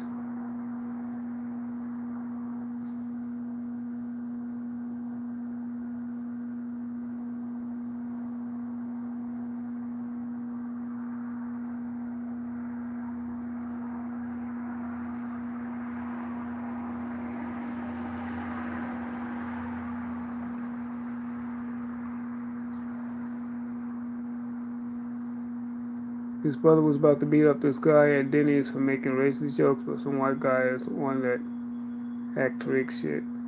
Oh, So the white guy that did the swatting thing with Tariq, his brother was killed. Karma's a bitch, family. Karma's a bitch. And man, are they getting it? Becky getting it and Brad getting it.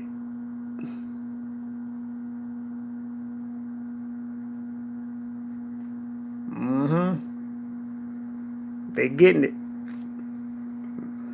Like I said, I don't wish death on nobody, but they getting it.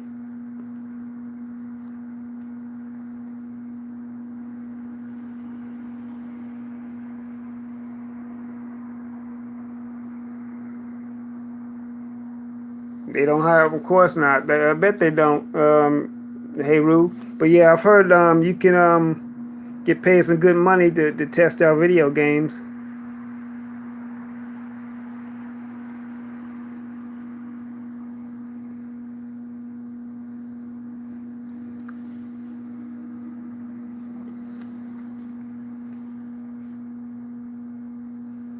Yeah, that hogweed should come in candy. Come in real handy. Damn, I can't even talk right.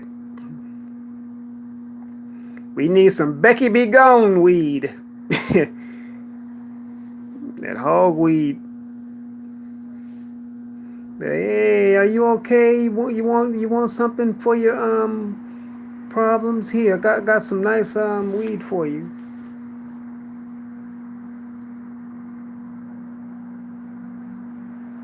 Oh, you used to do, Wells Fargo. Okay, yeah.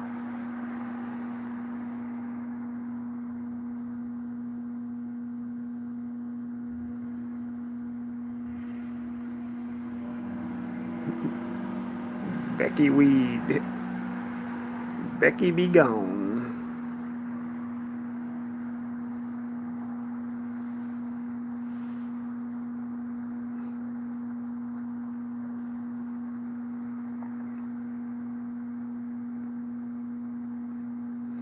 Becky Be Gone, aka Back the Fuck Up Becky. Yeah, Hood Mistress, you a fool for that one. But yeah, I got you.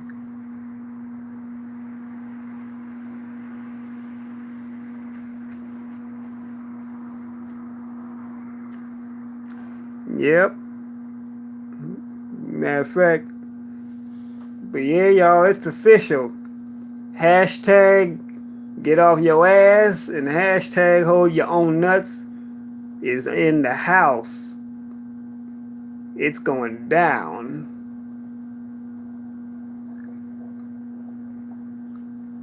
Becky Busters. Yeah, Lions Den. Oh yeah, Lions Den. We came up with Mimi Dog. Me and Mimi Dog came up with two new hashtags.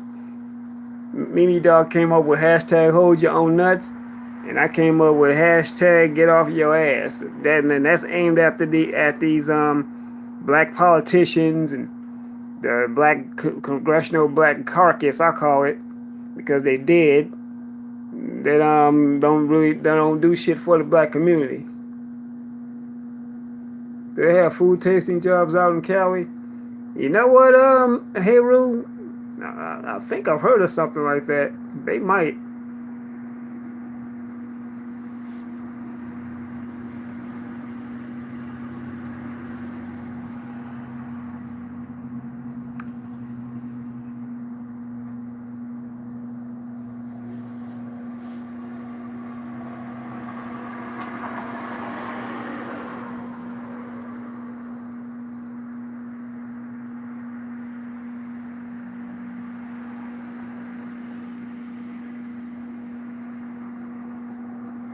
Hold your own wables. Hello, Alejandro. What brings you here? How you doing? Where you from? Where you know me from?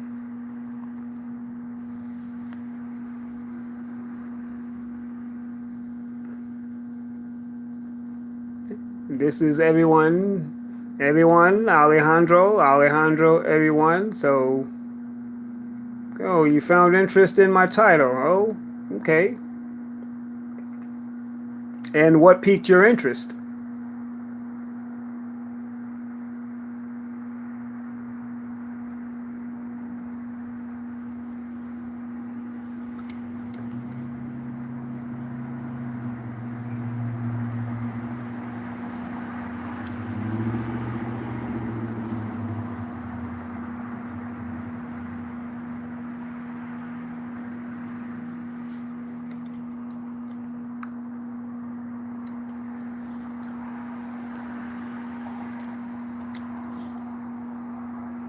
Yeah, let's see what's up, hood mistress.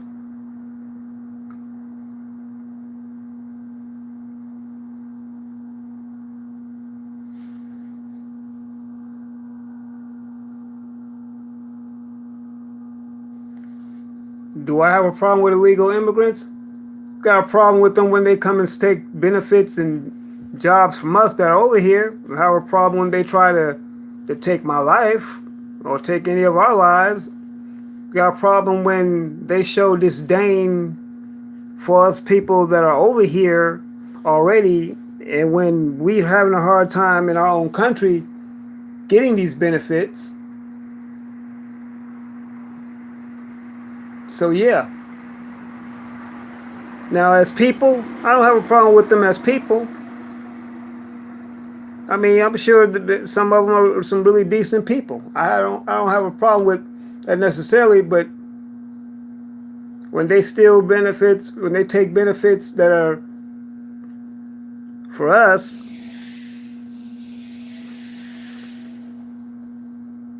and then come here making demands,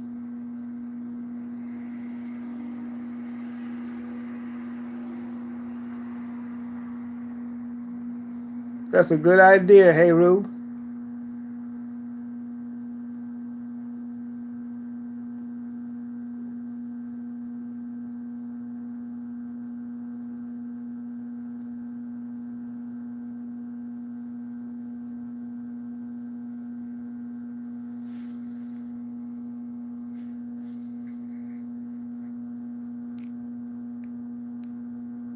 Could you explain what take your life means and why would you need extra benefits if you're from the country?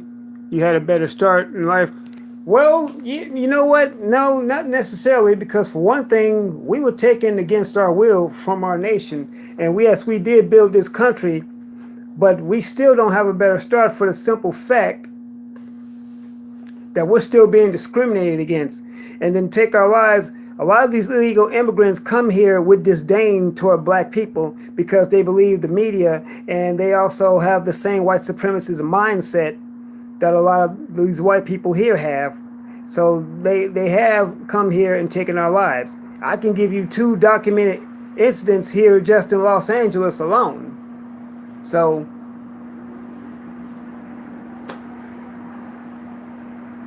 and then as far as the benefits we have, well, the reason why we need these benefits because the so-called country we live in, the land of the free, it's not free for all. You know what I'm saying? And we're still being discriminated against in record numbers. And how are you being discriminated against exactly just because you don't like white? Now, one time did I say I did not like white people? No one in here said that we don't like white people, but we are being discriminated against. If you pay attention to anything, do you see that notice the disproportionate murders of black people on the streets by these race soldiers, these same police officers who are getting paid from our tax dollars, but they're shooting us down unarmed in the streets like dogs.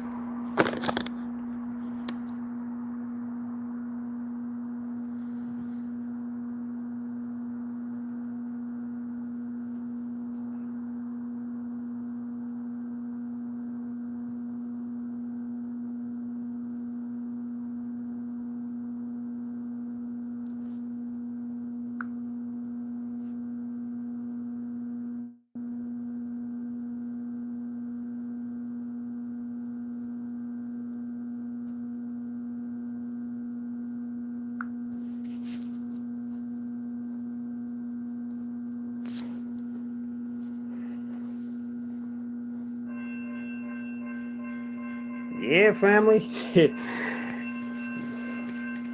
Y'all, yeah, it is real out here. I already knew. It's really real.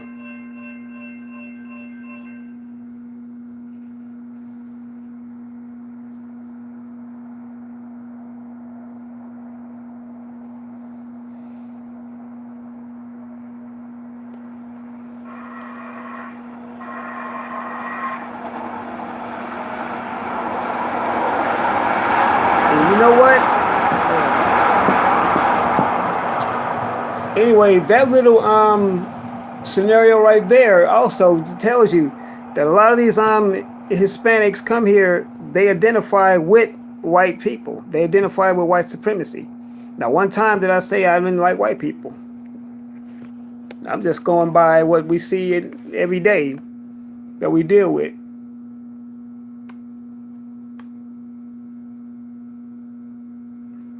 Hmm.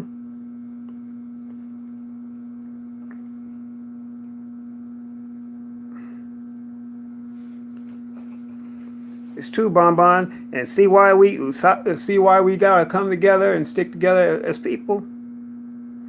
I mean, they're very, they're very existence depends on everything we're doing.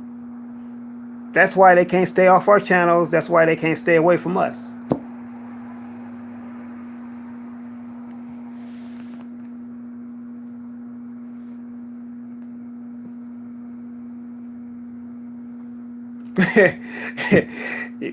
Yeah, Dark Void. That's one way to put it.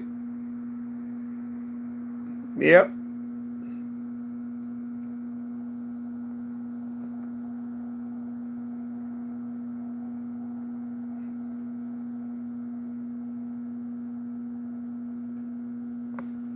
Hmm.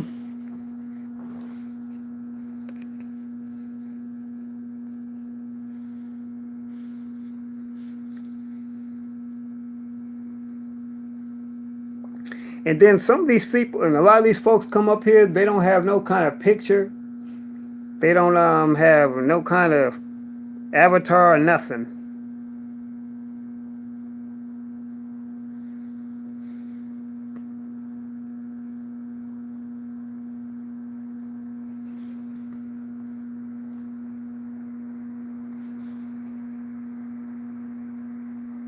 Yep.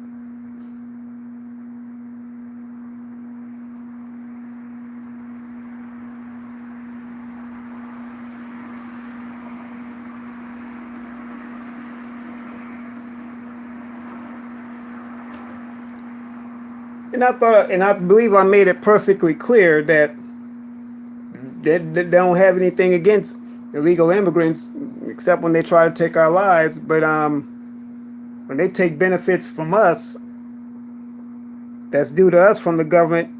Yeah, I do got a problem with it. Got a serious problem with it.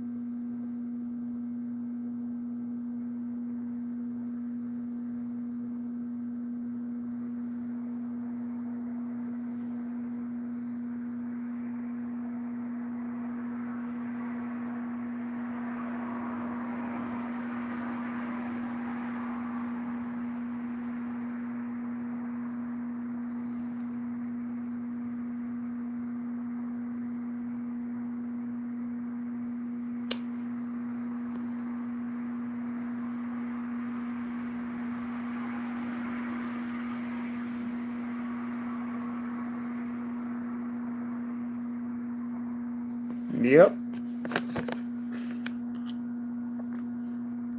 Don't waste your energy hating on them Mimi doll. Your energy is too precious. You simply just don't even acknowledge them. When you don't acknowledge them, that's probably the worst thing you could do to them.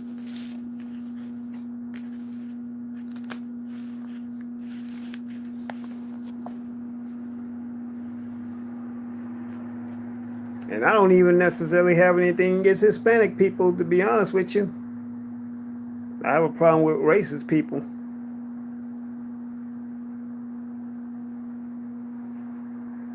But true enough, though, many Hispanics do have they have a white supremacist mindset. Shoot, I read an article a long time ago that the Mexican Mafia actually has an alliance with the Aryan Brotherhood in the penal system. Now, Information Man, if you still on here, you can confirm that.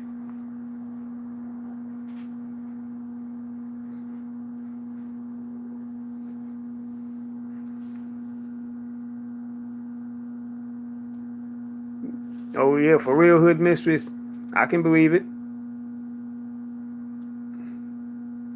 Yeah, some of them did vote for Trump. And when Trump went after them, they wanted to go after us.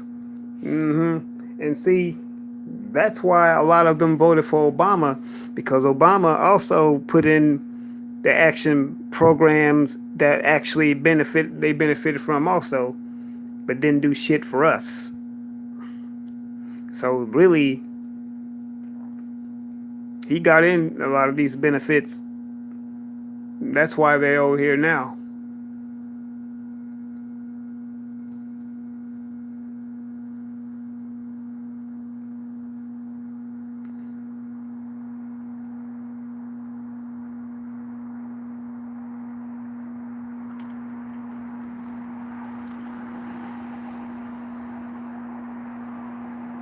You know what, Heru, though?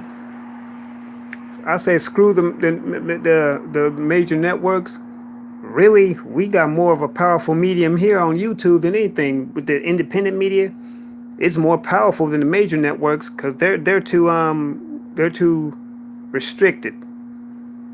Here, we're free to say what we want, and we literally have our own media.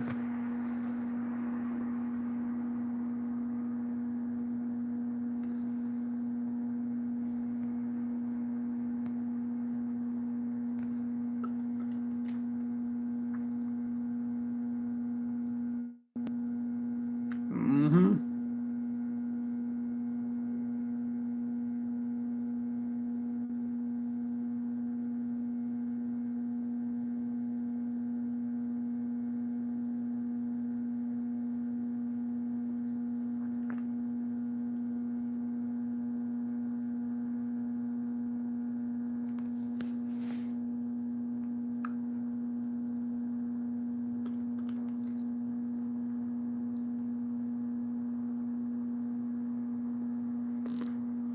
Yep. Because a lot of them have these same Fox News and CNN talking points, and they're not gonna tell the real truth. Lyons didn't say it's real. Is it true about the Mexican Mafia allies with the Aryan Brotherhood? Even Tariq Nasheed say that on his podcast. Yeah, it is true. Yep.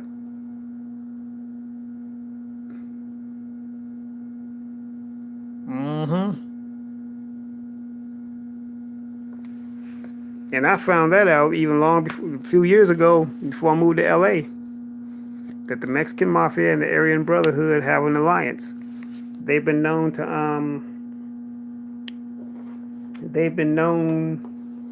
to both go against the Black Guerrilla family, which is the black prison gang. See, the Mexican Mafia has been known to use even the Aryans to do hits for them, to use them as foot soldiers for them. You see, it works like this in the California penal system. That the Mexican Mafia is actually made up of like a bunch of shot callers, but it's not that many shot callers or made men or made mafia members there. So what they do, they have the Aryans fill out and stand in proxy for them when there's something going down. But one thing about the Mexican mafia is they got so much clout and power, they've been able to project their power beyond the prison walls. Not to mention they have control over the California penal system. They have control over the penal system from the county all the way to the state. They practically run San Quentin. San Quentin, Chino, and Folsom.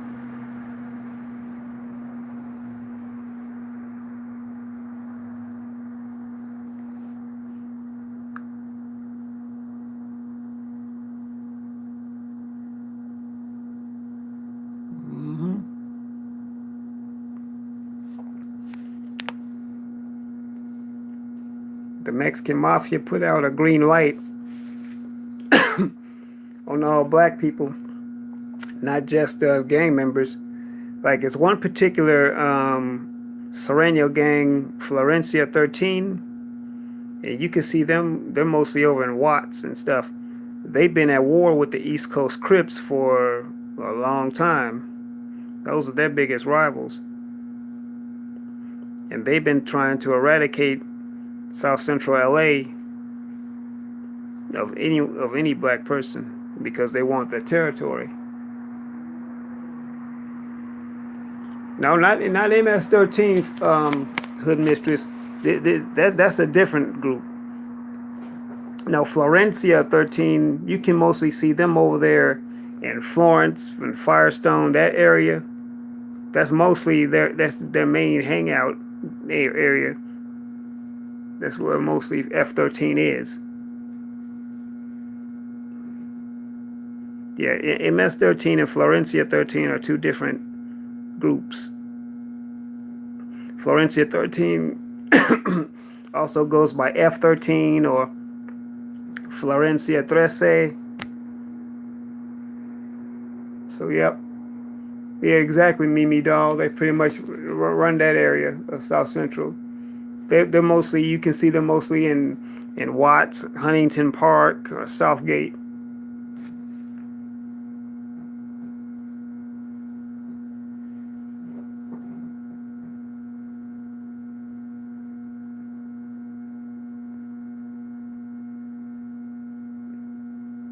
Yeah, they want to be our allies. And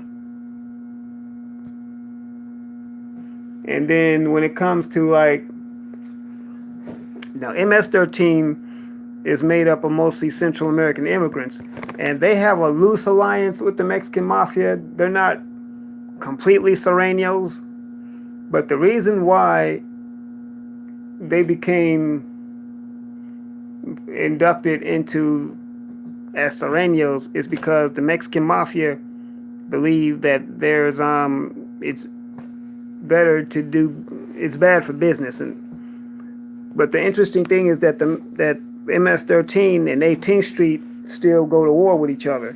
Now 18th Street is another Sereno gang here in LA that is also affiliated with and connected to the Mexican mafia. They still go to war. The reason why MS-13 is called MS-13 is because of they decided to connect themselves with the Mexican mafia.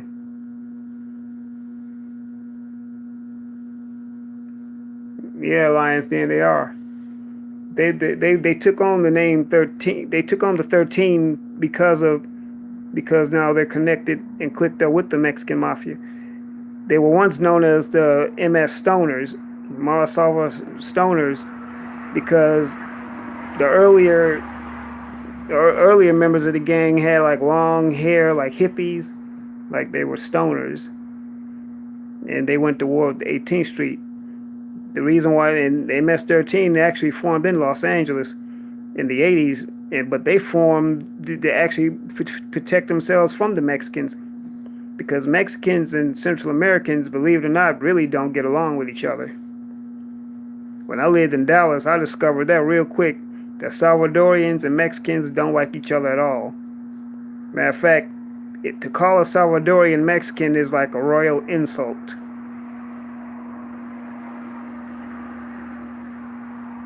Yeah, ducks. I've heard that too, Lions Den. They also say stuff like cheese toast. They call us cheese toast also. Or in Northern California, those are the norteños, Sister B. The norteños and the serranos don't get along either. Matter of fact, that's like one of the oldest rivalries. Norteños and serranos kill each other all day long. So basically, it's brown on brown. See, the norteños are actually the Mexicans that's actually allied and down with the blacks. The serranos are the ones that's against us. The norteños are the ones that are with us.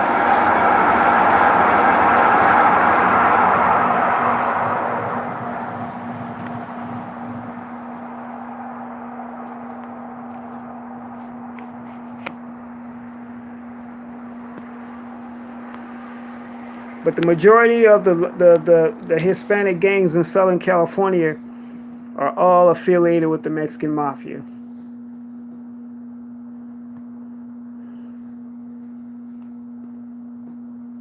Like over in Pomona, you got a group called, it's out there out in Pomona and San Bernardino area, you got a group called Westside Verdugo, which is also affiliated with the Mexican Mafia.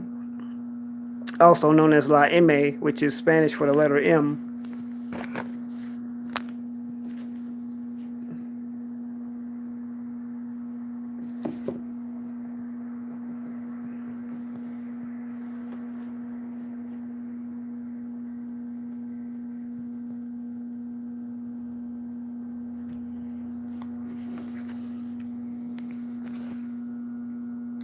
Ooh, man, it's almost 2 o'clock here.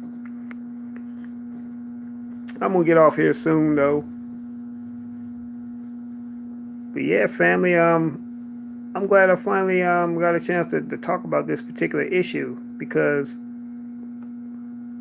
it's something that needs to be talked about. And this is something we need to realize, that as black people, we gotta take care of our own immediate situation, and we gotta link up like never before. We gotta stop letting in. We gotta stop trying to integrate and let in other groups, and take care of our own immediate situation.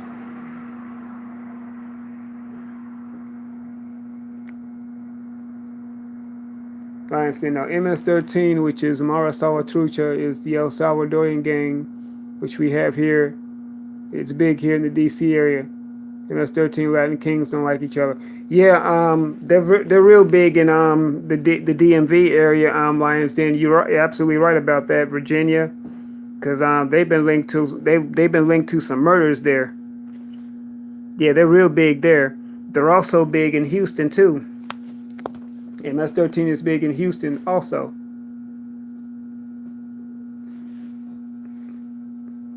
But they got started here in LA.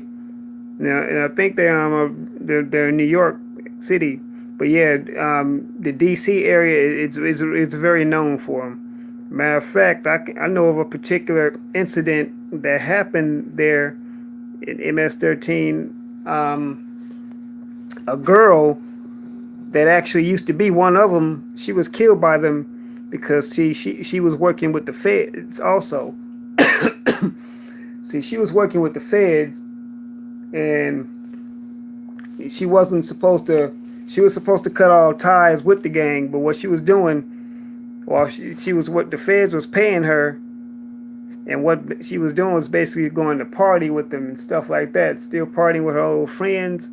And what they did was they lured her to a park, like they were going to just chill, and then they killed her right there. Yeah, you remember that, True Royal? Yeah. Matter of fact, I think her name was Brenda Paz. Yeah. Yeah, she was actually a member of MS-13, but she was getting out, and the FBI was working with her. She was snitching on them basically. And what happened is they got wind of it, but they played it off like it was cool. And as soon as they got her to that park, they let her have it. Yeah, they say MS-13 is like one of the most violent, deadly gangs out there. That's why Trump going after them so hard.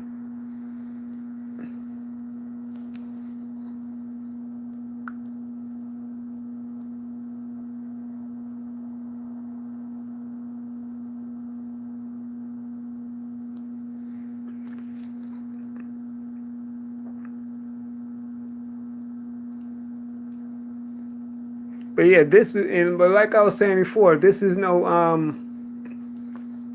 definitely no lash out at Hispanic campaign. That's not what I'm going for.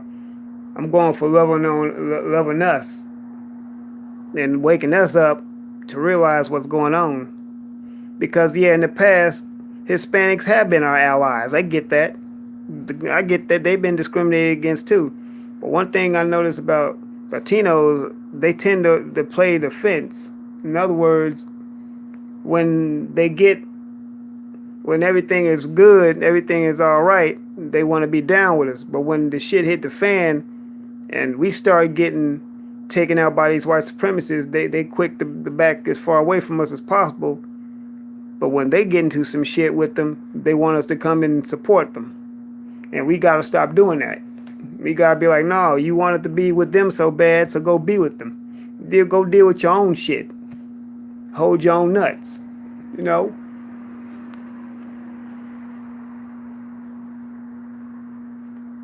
Yeah, that's right. Lions Den, yeah, I forgot. She was pregnant. She sure was.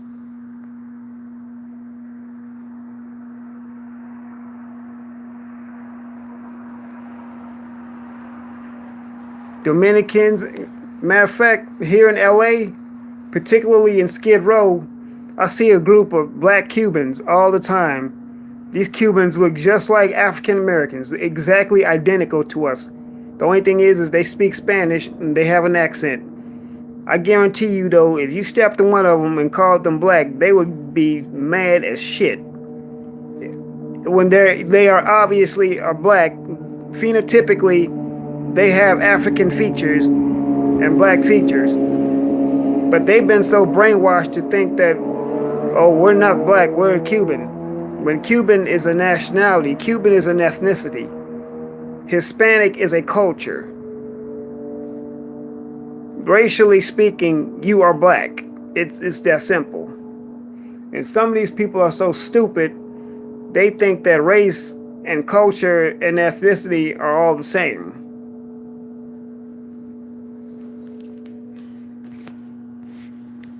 Yeah, family, the stupidity is real.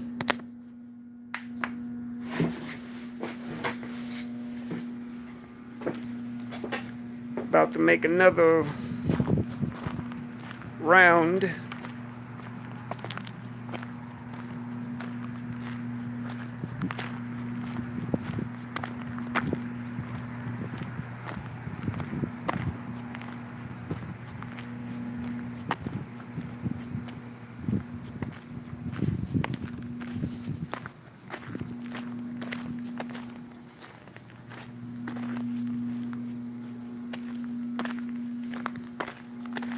I hear you, hood misters. Nothing worse than a brainwashed Negro. A brainwashed Negro that thinks he's white.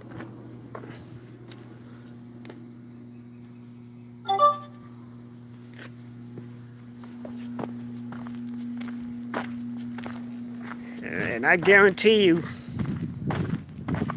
you try to wake up some of these Negroes, shit, you have a fight on your hand. They'll be ready to beat you up if you tell them something different about white people. They will be ready to fight you tooth and nail.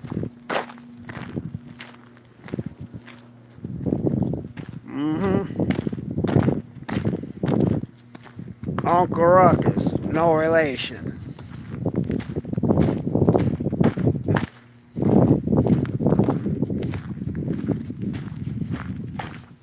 I got a new song for y'all. Sing it and follow along if you know the words.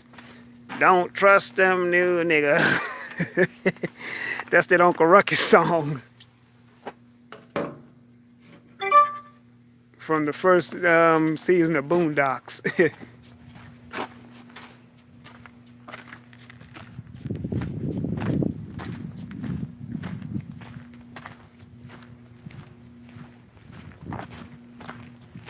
Bun Bun, when we gonna start seeing some videos and live streams from you?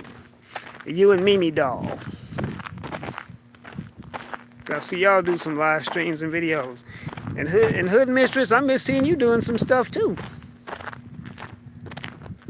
So they hate being y'all's children.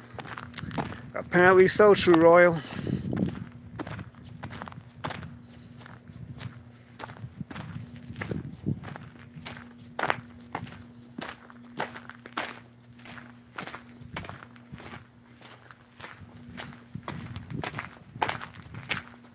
Mm-hmm.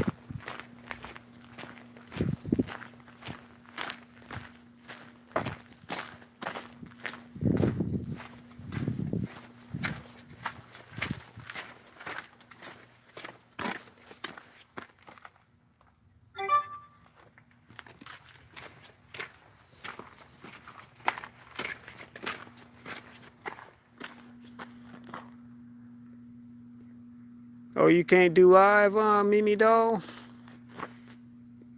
Hero Apocalypse, it depends on where you go sometimes. I know some Jamaicans here in Los Angeles who are cool. Oh, okay.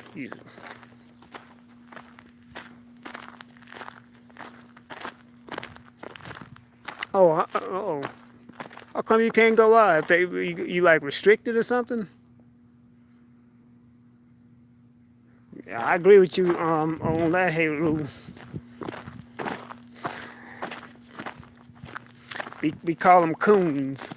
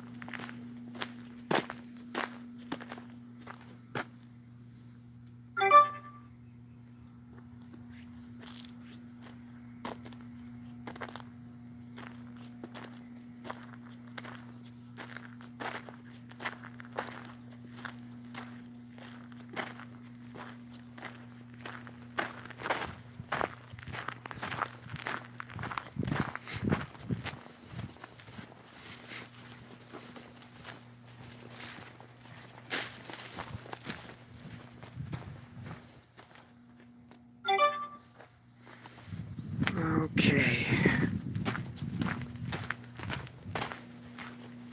I'm glad to see y'all still with me.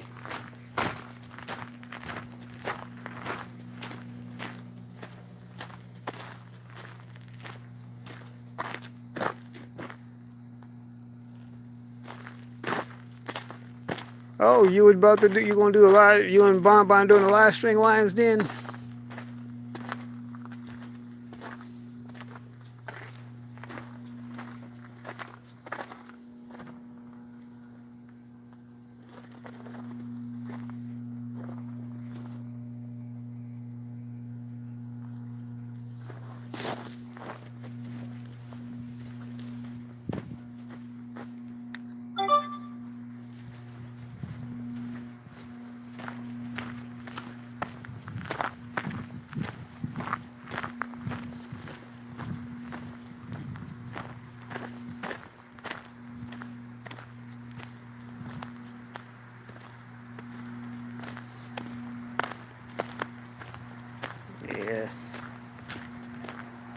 It's 2:08 here on the West Coast.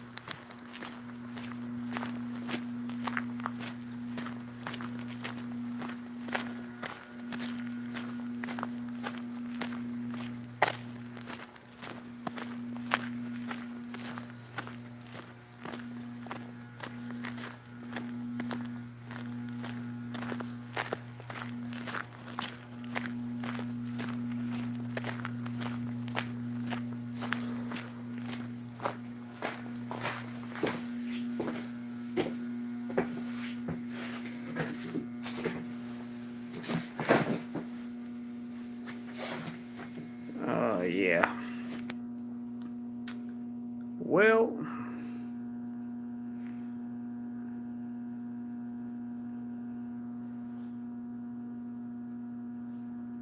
cool.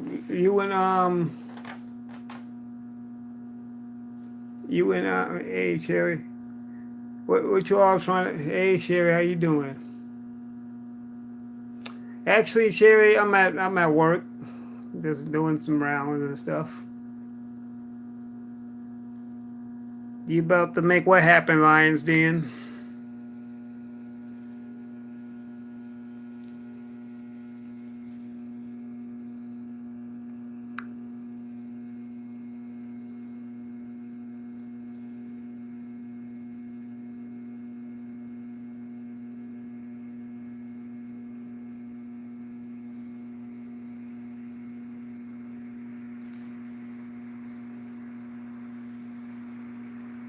I'm well. Sherry, thank you so much. Yeah. Oh, you and Bon Bon Lions Den about to do a live stream? Cool.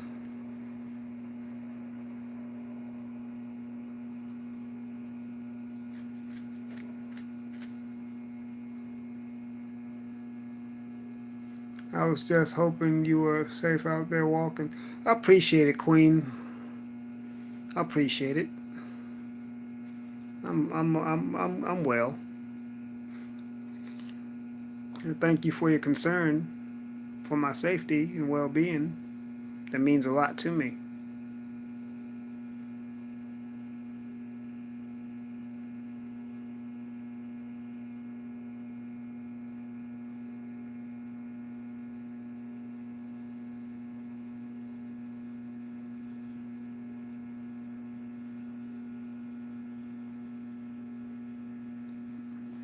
Hmm. That's for you, Sherry.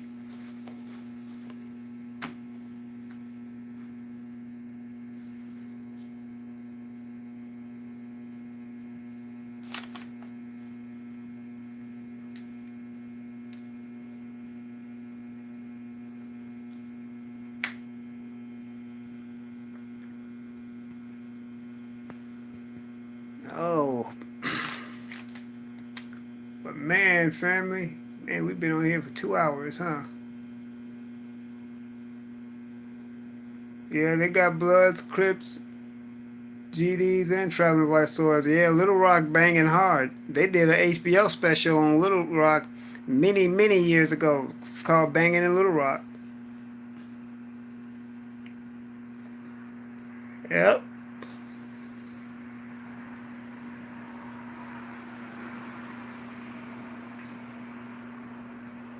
What's up, James?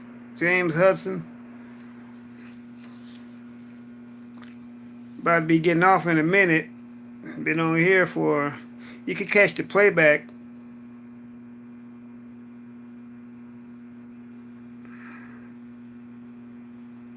Better get off here soon. I know I probably need to pick a certain time to do live streams. I usually like to do them. I don't know. It depends. I do them day or night. But family, I'm gonna get back here to this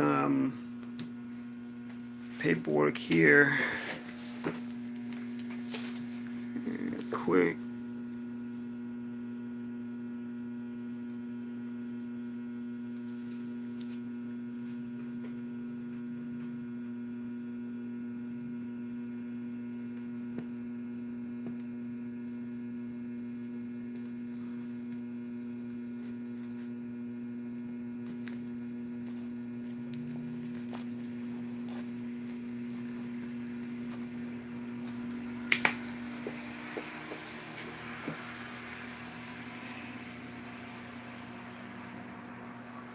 Yeah, I think they do got a love connection.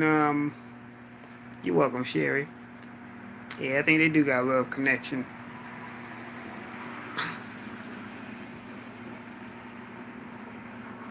I'm gonna be the best man at COG and Mimi Doll's wedding.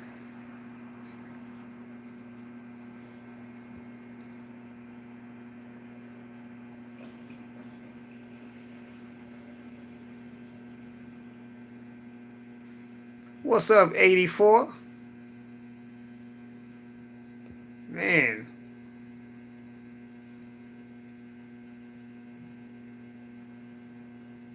Katie 84. Man, y'all. Man, I missed you earlier, Kendra. How you doing, Queen? Yeah, I missed you earlier, shoot, Katie. I could have used you earlier, man. Shoot, I had to light up. I had to literally light up 3 trolls who tried to get out of line. We lit them up though. But man, yeah, I would have definitely could have used you earlier. Set their ass on fire. You hear me? Shoot, hood mistresses let me tell you. She was right along with me.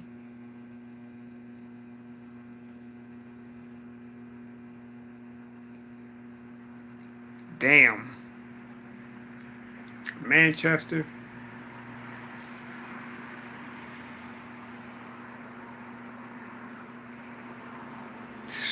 Was he unarmed, James? The brother they shot? I mean, man, they killing us like it's going out of style.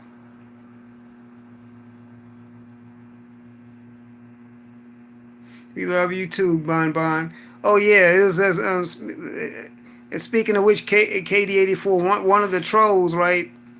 That that we got rid of, lied on, had the nerve to lie on Bon Bon.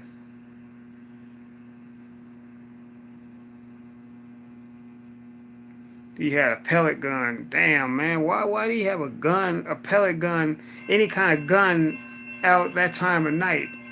What is wrong with some of these brothers, man? And I'm not saying that justifies him being killed, but damn, these cops are so trigger happy. Why even give them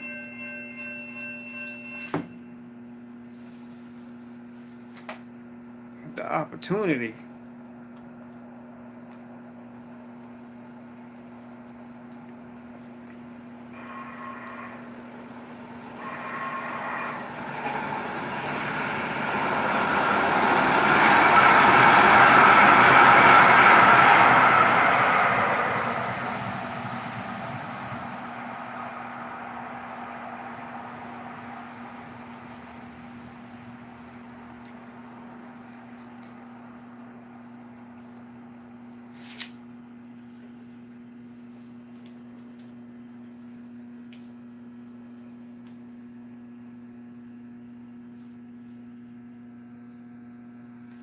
Oh, I know you would, AC. Without a shadow of a doubt. I mean, KD, I know you would have. I have absolutely no doubt that you would have. I know you definitely would have been on it. Hey, Queen Constance. How you doing, love? Warrior Constance family in the house. She's real sweet. Definitely support her.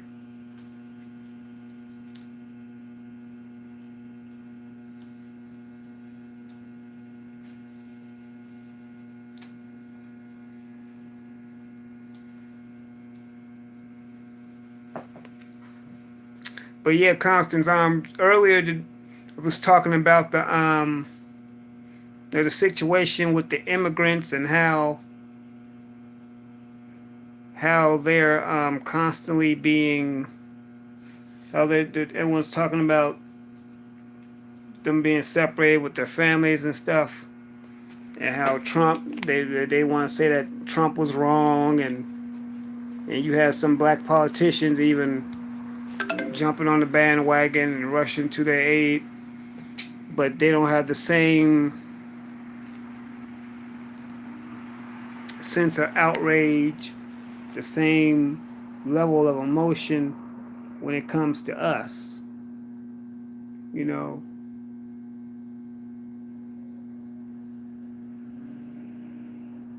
these same black politicians that come from our community don't do the same for us.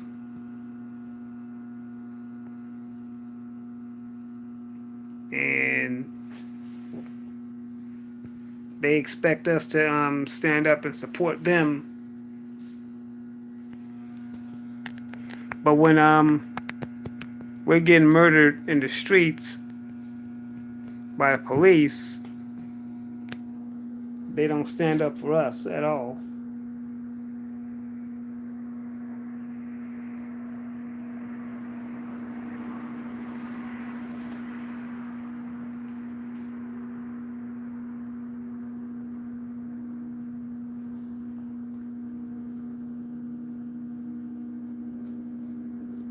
You know?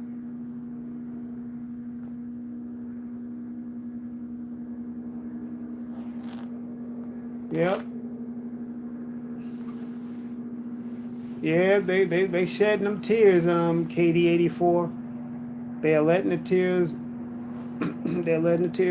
flow. And like I said earlier that my heart goes out to the children because I know they're children, they're innocent. But we gotta take care of our own situation.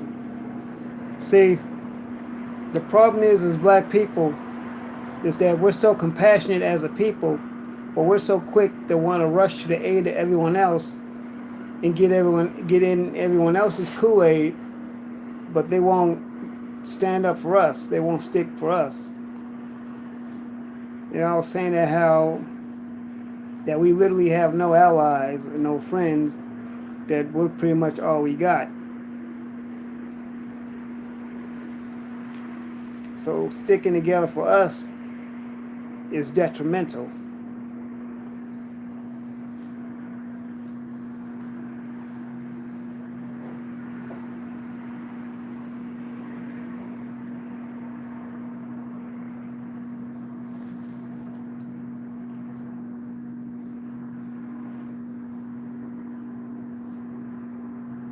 Yeah, hey Rue, exactly.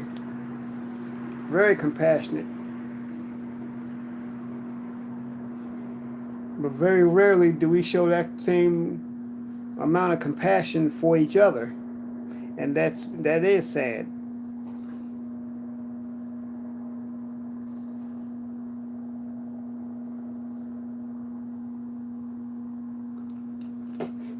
Black kids matter.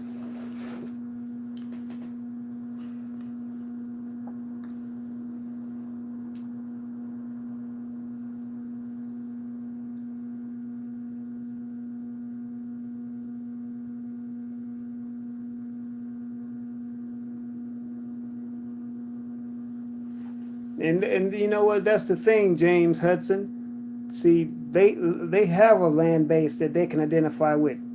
We don't even have that.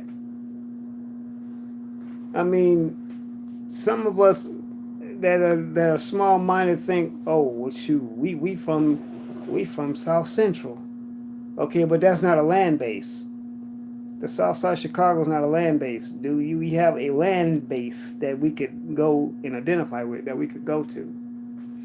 See, your hood, your territory is not your land base. It's where we're currently bunched up at, but that's not a land base.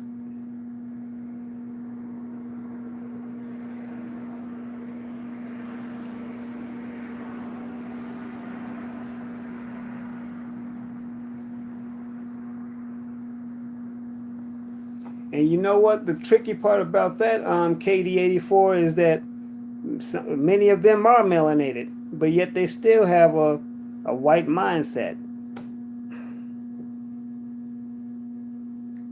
hmm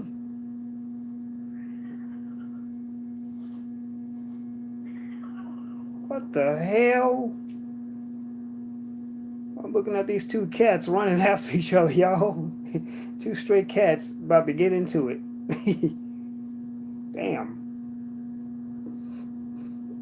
I guess one cat was on the other cat's territory. Said, get your ass off. Anyway, what's up, View? A view is a view. Well, Mimi doll, yeah, I am, but I'm on gotta stick it out. But you can just bet though, when I get to the house, I'm tearing that pillow up.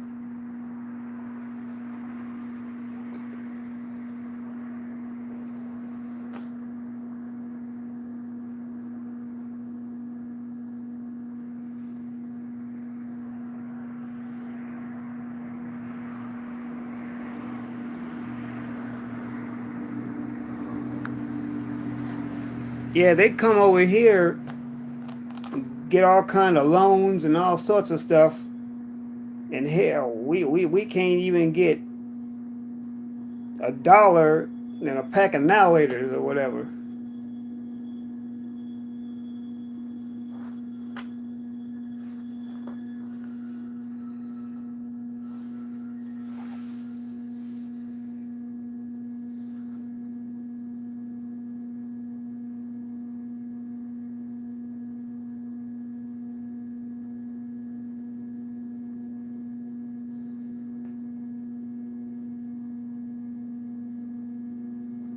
hmm I mean, like I said before,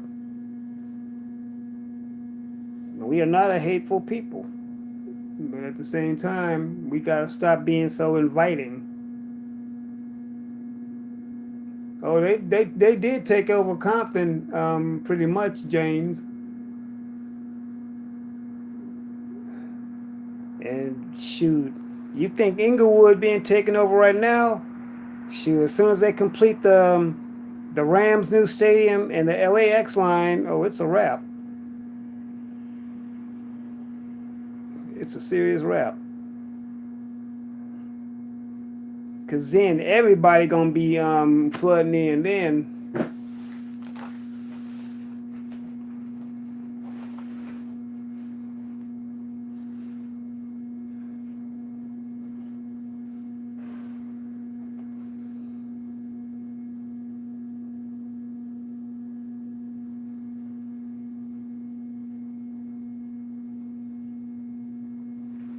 where is it safe to go in LA for black people? For us to have our own safe space?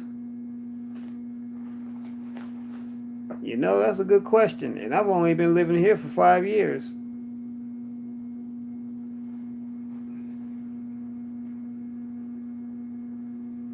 Ooh, Compton is 80% Mexican. Damn.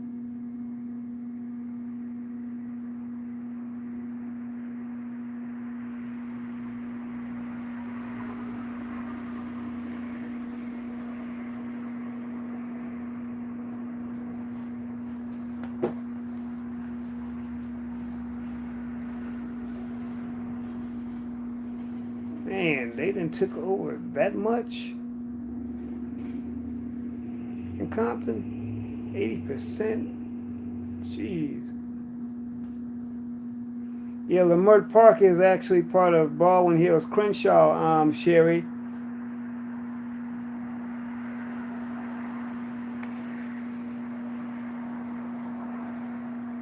You know what a view is a view?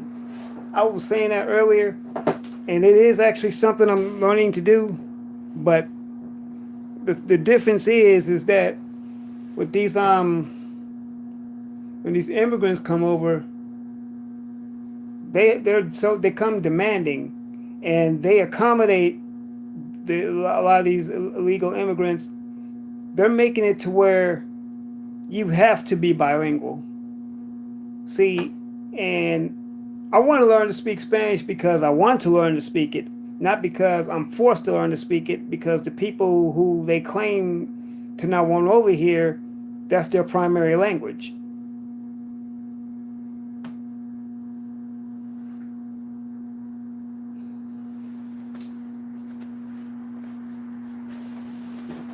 So if I do speak Spanish, it's because I chose to learn to speak Spanish. It's that simple. Now you got these jobs and stuff out here. They say a lot of them you gotta be bilingual. That which is bullshit because we can't go to their country and demand them learn to speak English.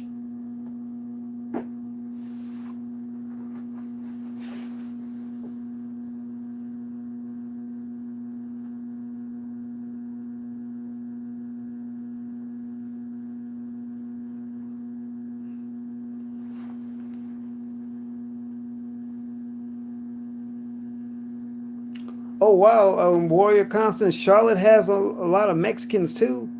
Charlotte, North Carolina. You would think the South would be didn't have that many Hispanic immigrants.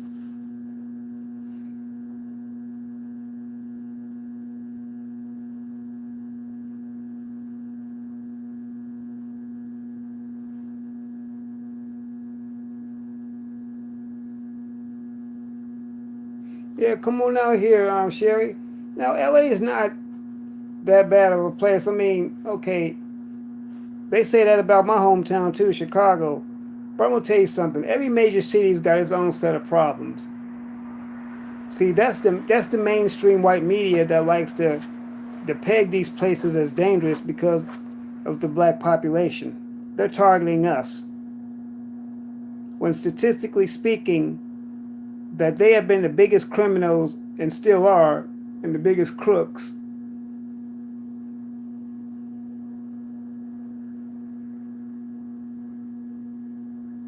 Wow, Warrior Constance, that is amazing.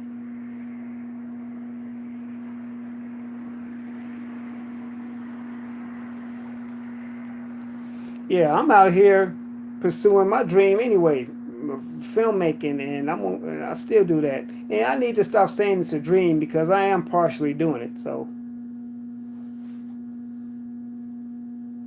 it's some good stuff to get out and get into out here. Oh, with family, it's been 3 hours now. Man, shoot. Man, I don't like for a good thing to end, but I've been on here for 3 hours and I gotta do this. But I love every last one of y'all. We gonna do this again. I'm gonna get some videos out.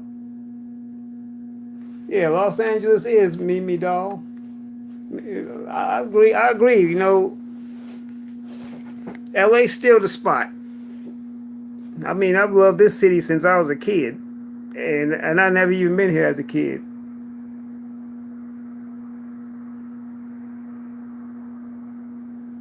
Mm-hmm. What's a blessing to hear, Constance?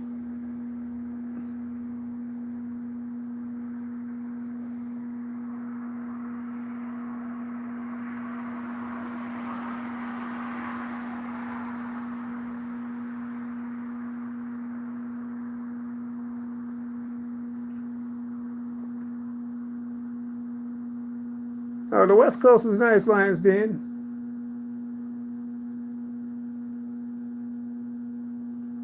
Yeah, Katie, I am, bruh.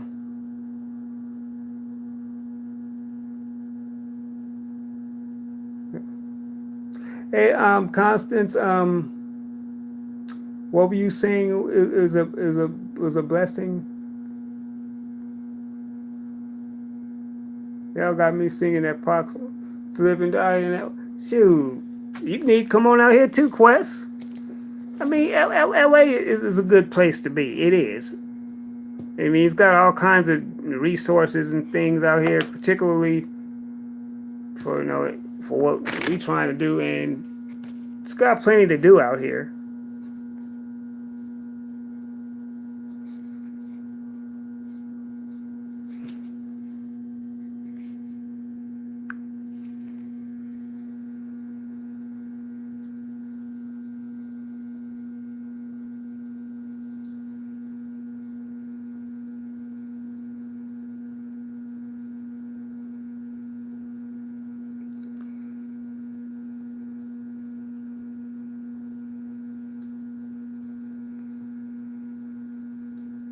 Oh, thank you, Warrior Constance. Yeah, I am. I appreciate it.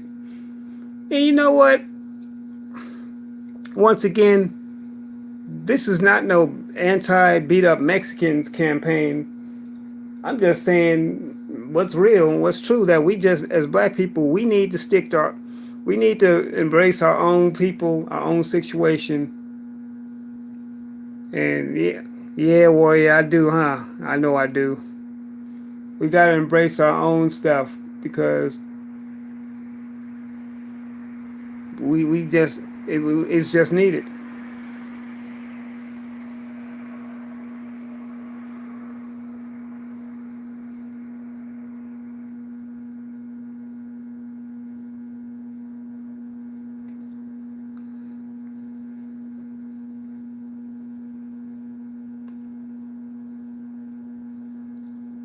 But family,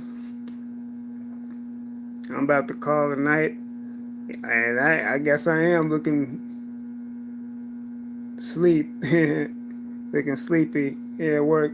But I'm here by myself, so I may go and take a quick cat nap. No, shh. But I love y'all, family. Good night, Bon Bon. Kendra, I love you too. Love you too, Queen. I love all you beautiful queens out here, and all you kings out here. Y'all my people. Love y'all a lot. No, Quest and Mimi, don't forget. I'm gonna be our best man, okay? Oh yeah, it's been a real good chat, Cherry. Thank you. I'm gonna be the best man, and Bon Bon's gonna be the flower maid, or the bridesmaid, or whatever they call that.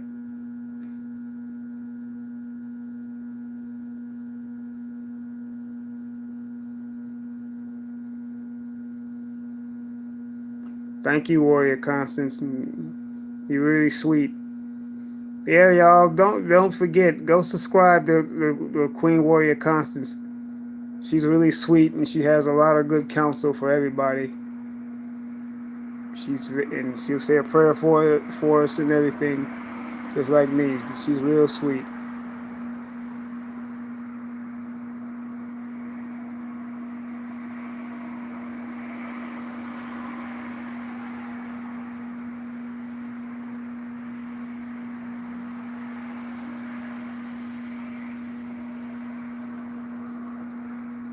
Yo, you know what? The one thing about working the late shift, though, I will say, is it kind of messes with your mind.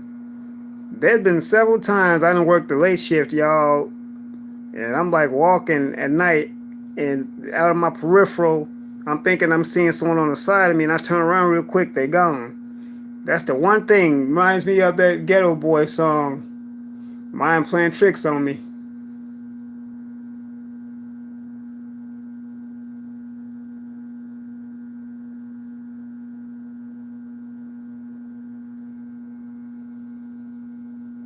Yeah.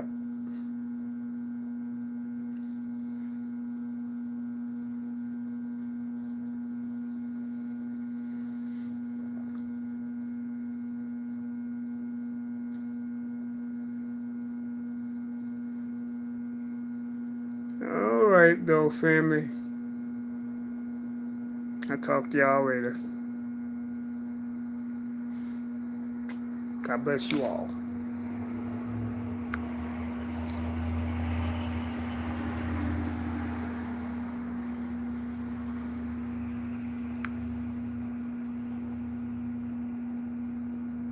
I will, Mimi doll.